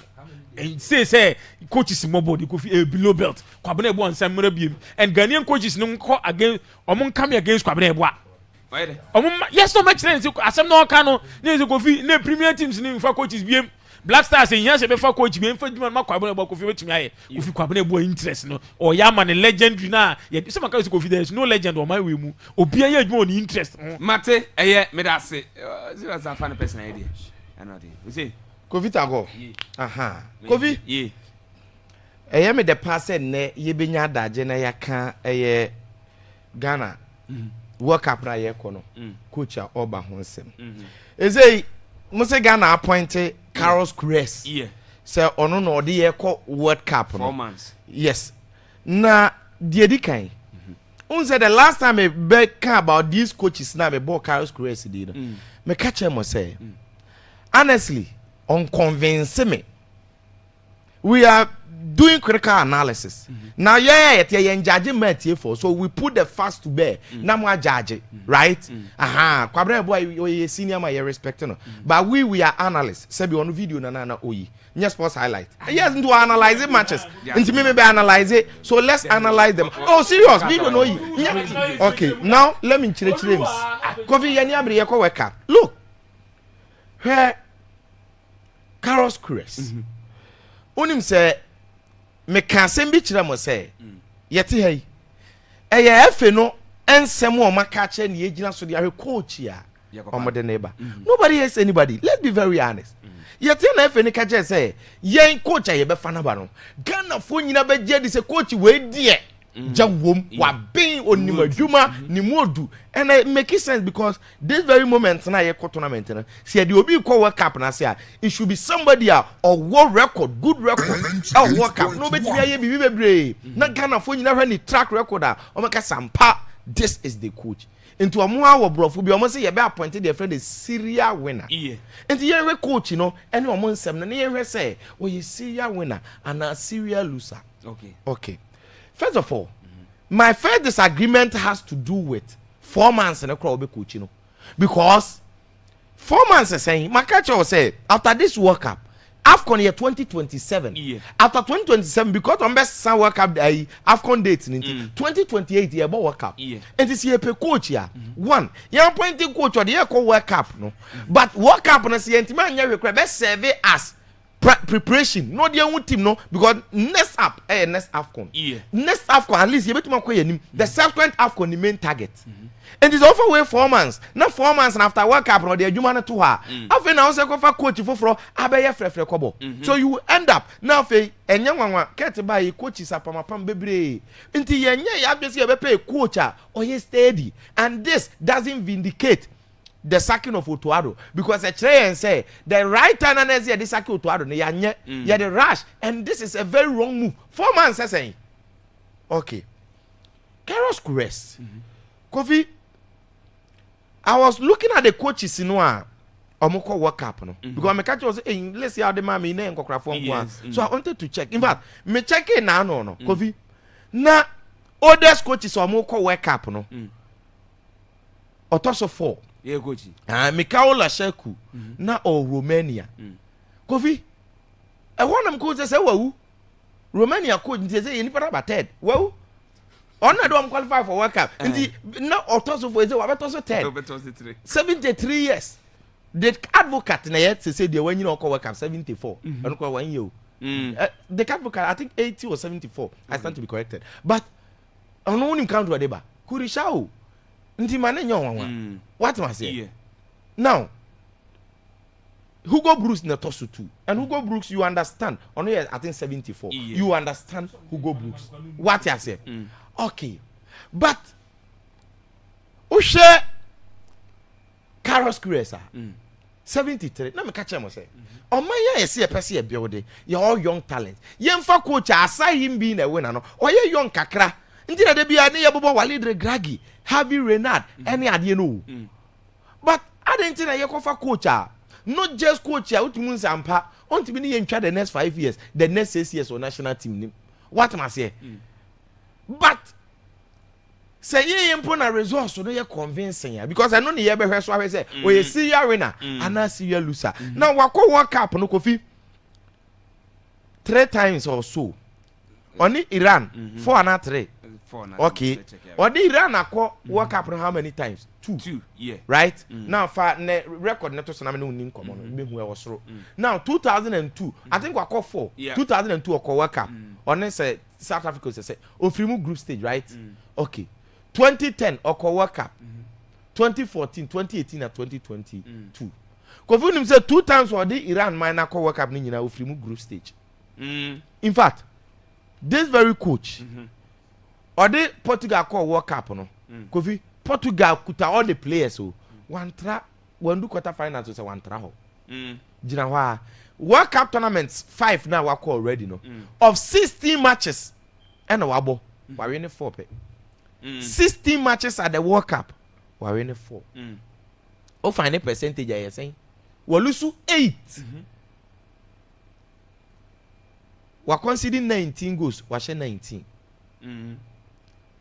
2 the coach that we are talking about obi a yesi yekofa serial winner Kofita ho unim said the biggest success are losing the AFCON finals or the Egypt in 2021 the coach na yesi yekofa serial winner no the biggest success are losing the AFCON final to Senegal abra Egypt elusu ye no with Mohamed Salah and the likes again this same coach Kofita go unim said that AFCON final na otimi call ye no in stipulated 90 minutes when to man share 2 goals in a single match that the team doesn't score goals and it's AFCON in fact group stage on Nigeria share 1-0 on Sudan Sudan 1-0 and on share one other team also 1-0 knockout phase all the 3 matches na didn't qualify final 98.1 Akwaaba apart from Morocco the na 1-1 and some extra time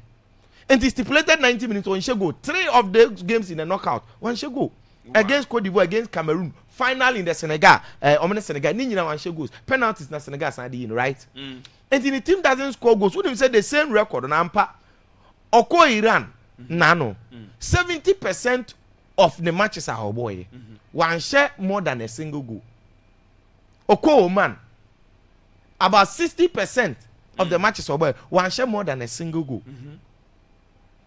in fact the idea I'm saying here we are analyzing and I wanted to establish the fact that we respect Kwabena honestly but Ayana yekase bia ono or ye sports host or ye highlight or ya analyst right into one video no ye analyzing yes sir and the speciality ni different so ono ne tiase say coach nya hwe wo ball mu a na players ni na gina omo so a fair enough right but ye chire mu say the same indices ni ye ne ekọ hwa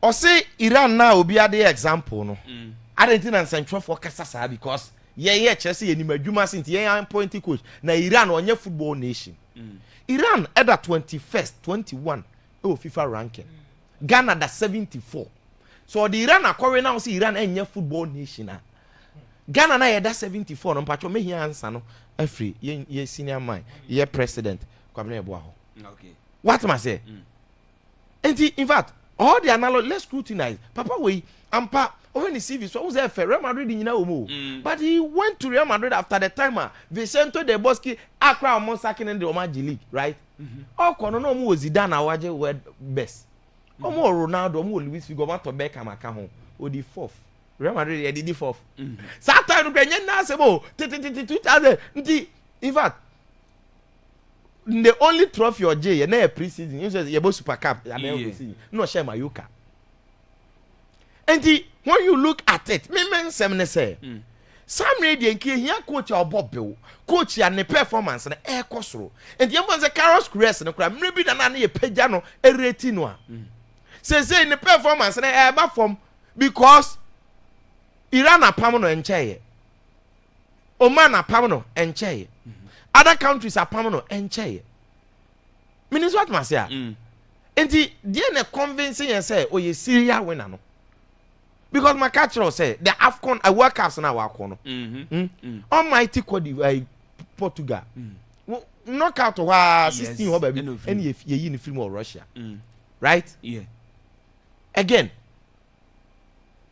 16 World Cup matches we win 4 pe no lose 8 I drop 4 but muna mo se brofo no say e serial winner nti mo pa ye nyina ye ngugu say ye kofa serial winner ase e kire say ye be hu say serial winner ye obi a all winning multiple success tina me say so coach the biggest achievement our national team ne say all lose AFCON finals o ye serial winner na say o ye loser again kwesi apia onye bi oh ye bi AFCON final on go bi akobi enti convincing no mo de convincing ye ne say bi enye un coach and e Carlos Queiroz at the age of 73 now the third oldest to the World Cup Kofi e me the pass police for no omo release statement sampa the gang leader of the armed robbers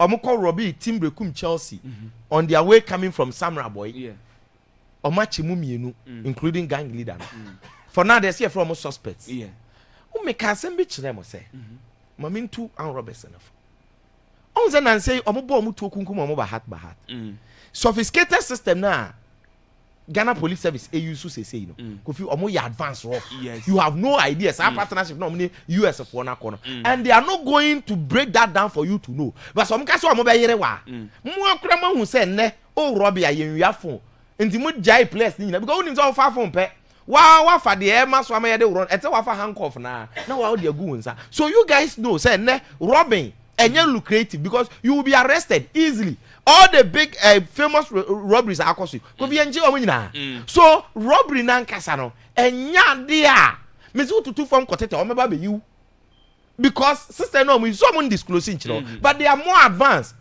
and the business say then na say on social media within 3 seconds Kofi o share moto amu kura be you because system no mo use surveillance ne intelligence ne say ni o na ye kiro mo enye 2003 2004 say the next year before your adwuma ni bi o man kan kiro he 1 week kura ma so mo ka so me you a enti say ne de me de ya ne say na say de o mo ba na at least brekum for hwe o manim na ye hu say we nie kesi o mo run about kesi o ma ye 10 minutes but o be the day aye ka wie enti wo de o mo mfa o mo nko na mom o mo make sure say enko ye hwete sam you what does it me da say pa oshi Kofi me da say Kofi and best for your trophy parade after winning the Super Zonas no okay omo the trophies ne be kire ye ti egusu e bom abaso okay now on this issue near the kind of Ghana Police Service abaso because of how our most expedited process in terms of investigations our more manhunting krofua susu say na di bone akwa attack Brekum Chelsea bus omo ko ball game from Samurai Boy ba na the entire Maybo Ghana Police Service abaso no say in a lot of instances and in some situations bibi timi see once a process na delay sometimes we want blame omo because of kwanya mafaso ye omo niam hwehwe mu ni ade case wey complicated ehia attention details bi no also review ni ade ne ma bebre enti sometimes I don't mean for to omo enti sa ade na edu baby no among public trust efro mumu enti for example yen kan ko achiri kro yen for pole asemi nye mfanto ho ana go vie se wa hu akwa ma hu na David no aga no ko yina ba se ma hu man kaza o mo ma me lol fe me se o mo ma mi moto na me ko fa no bra o ma fa ma me mini ba bi o she o but o ma fa ma ni ba bi o she o mu wi amo ba fero Senegal na le Senegal so be bi o she dey say and na nyo mu na be kaza ni pa na cross ko Senegal pole de Afiaba say 1 year anniversary na celebrate pole wo ani ade obaka na no ye discuss wo no any incident me kan say me de adesrede na eto omonim Ghana Police Service and CID mpenimfo particularly COP Mami Lady Adonko say we dey among fast track every process needed na with immediate effect omo enche perpetrators no anan krofom kodi bone no no mo for mo face justice ampa in law so koto so obi kitani particular mpo na the person is not guilty until under the competent court of jurisdiction be proven guilty say no cress any party and kita asumasi no cress on e twa ya ampa sa na community enti se ye ntimi nka se ayomo nemu no omo ye suspects it is alleged say 2 people no mo arrest omo no baako gang leader yes the meaning ya chi 2 a gang leader no eka ho bi baako so 2 aka no baako so 2 aka and they confirm so a gang leader yeah.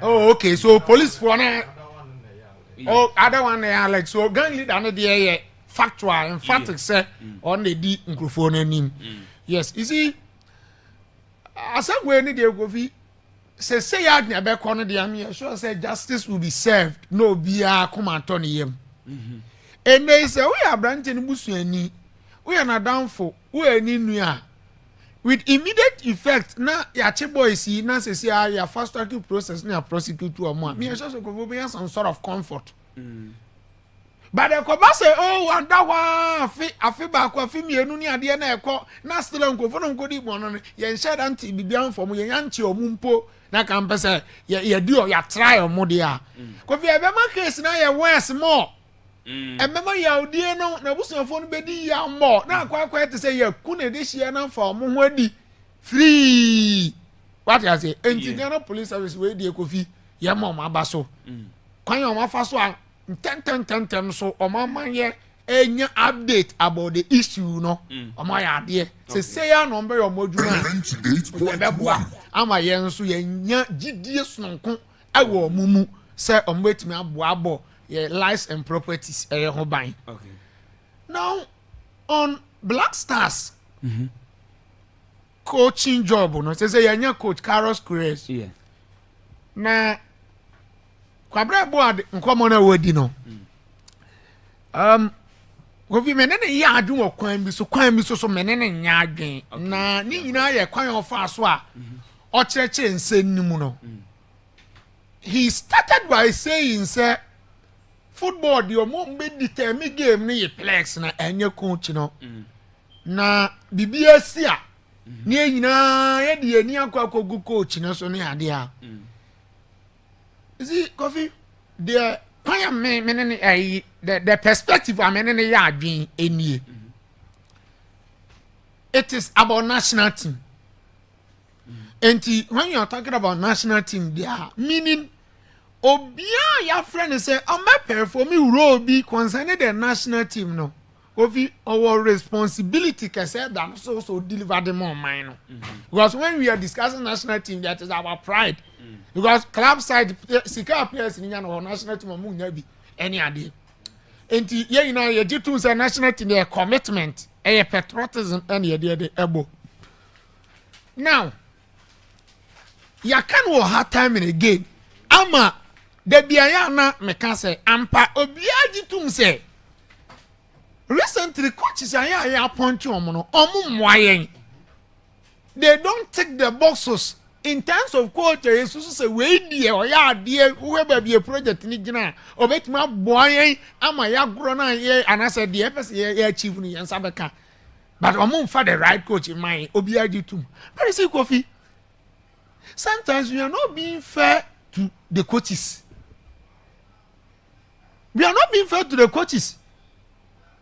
because Kofi players your mobile blasters me no me anu ni atie for mu tin nim perfect omo commitment level of form so dina go prama no so na ho fama how this year can so di be defending in mind no Kofi very poor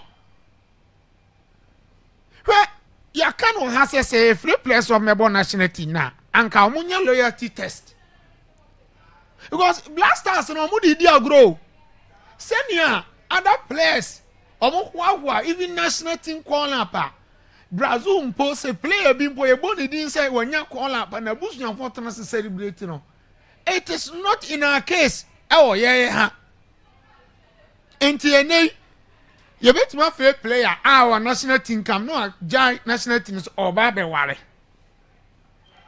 Or giant national team in Bo, so Babe Wale. Yet to be fair player. Now I can't try and say, well, play the ever at the ball match on the club side. A whole lot of issues, even on what I mean, just side issues, on the foot of play. What was a present be brain, come on, ma. I'm upon the ball and go from my banana or cheap because I'm a farmer who did not go promise to see I can. I am very bad. And this is a coffee. Anytime a national team near Manco Yebiano, yet the blame no cause any baba who's on the coach. We are not being fair. Then meaning we are not trying to find solutions to the problem. Okay. Call ups I hear. Yanti influences equals with her. Family player, bo.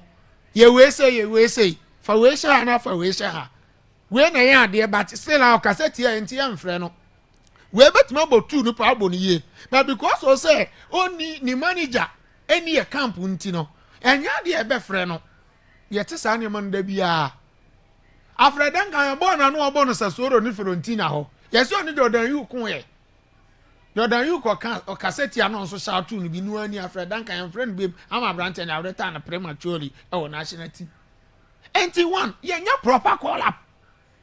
Influences in interference and also. Na say ye ma okwa ma wonya adwuma na so so aka wa na otuma ye wi ha ne febrim man. Ana me say Kofi national team there. Me say yen kura there was a time me tier man can say obi ho obitimi di player bi ho dance e kire no no so ahwe player no no player no timi recommend so ma hu asuma si we bi e be kun Chelsea ntie bi am woni nko no na ahwe na yesi o ya ade good in a way no suggestion but in a way so no Kofi you are imposing your authority on the coach. 1FM. And Kofi say a national team here. Problems are ye confront on the problems na ye face you know. And your coach in kwan na problem. Okay. And I technical team here almost say you. What technical team you almost say and they say Kofi who empower. It doesn't make sense and get for coach at this moment. Because what for coach or less than 2 months to prepare for the World Cup. Coach in your magician on your chef on your a reporter. Now all of a sudden we about conjure magic. After Ben Kofi Baba Tennis I best study the team. I best study the players. I best study opponent on your mobile. Oba here and tactical lessons be also okay players na kura ma hu omo formation we system with na me dem omo ebeboa okay enti umpire ni so to ado no nya de but players no so be bre nya de omo ahofa ma omo de ball no enye mate enye kra enti Kofi agitu sampa coach no on e pani ye o hai se BBC a director or bisa question or be bisa what said first yes.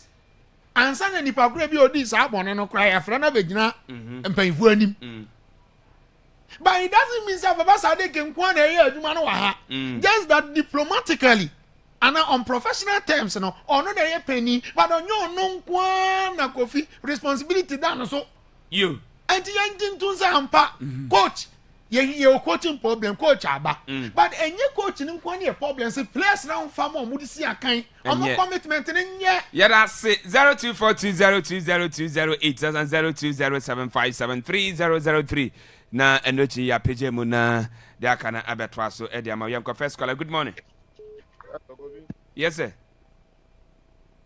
hello okay on an intimate can for hello good morning.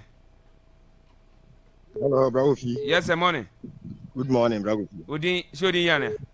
Ken Jomo Kenyatta. Ken yetio. Oh, Bragofi, kamera bo aka se mama Ghana for yina yadi ni ho ya pa. Nyame no kura ni bi etem kamera bo. Na o Manchester United. Say Alex Ferguson Timesisa United replica. Any Jesus ni nyama beto wo Ghana ha. Enam so ye coach ano ya bi enti. Oh, we nyina bi akwabra wa hu. Ba be kan se mu ya be fa. Coach is very new coach na bobo ni ade. Kwabra ma minja na you ye woduma. Mate, me da say. Good morning. Hello. Sempo yetio. Kofi ana pe ma minja na bicha kwa. Kofi na de me ya na de me saka ye.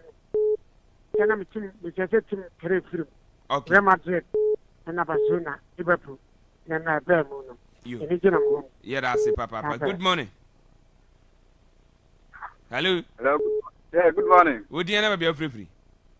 At your fabric, I think number 1. Fabi, ain't you? Yes. What's your some now? Of Naya boy, Kana.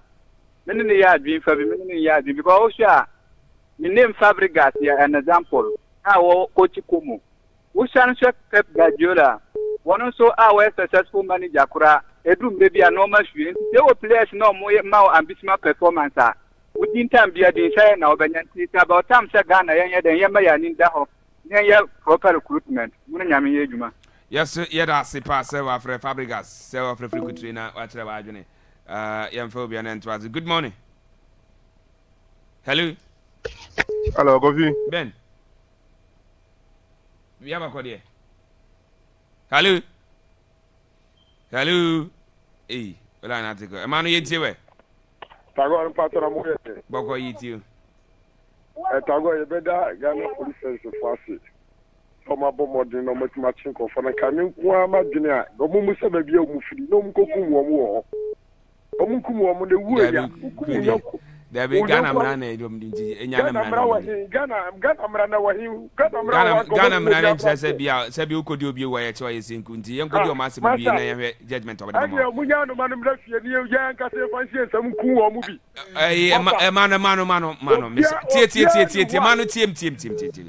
Men Casa, Ghana, Mrani say, Yedi, Ebu, Mino, and the place of Fortuna, Dinah Mrana is Eddie Buma, not Mrano, and Yedma. Mr.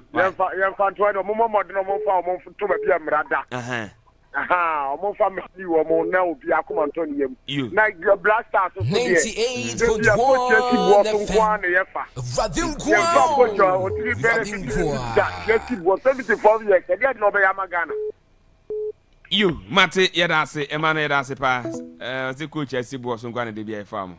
Ayasemu, Enche, Bepijem. Good morning. Good morning, Monday. Go crash and be able to Yamia Domboko. You, Yenti or Joe. So the Yamia so much. I'm saying, Emmanuel. No, and you more can. Yes, I know. That's a work on. When the Akwaaba Dodge. And you to hear normal. I did with no question. But we'll be in there. I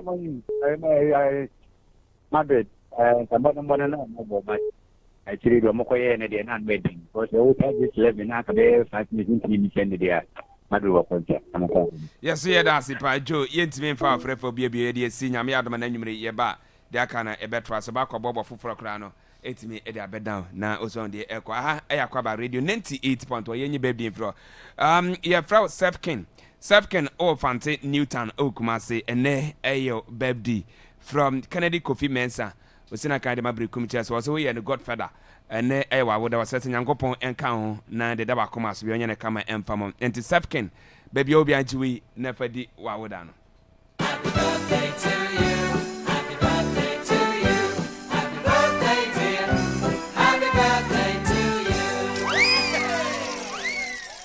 to you. You, and the young way.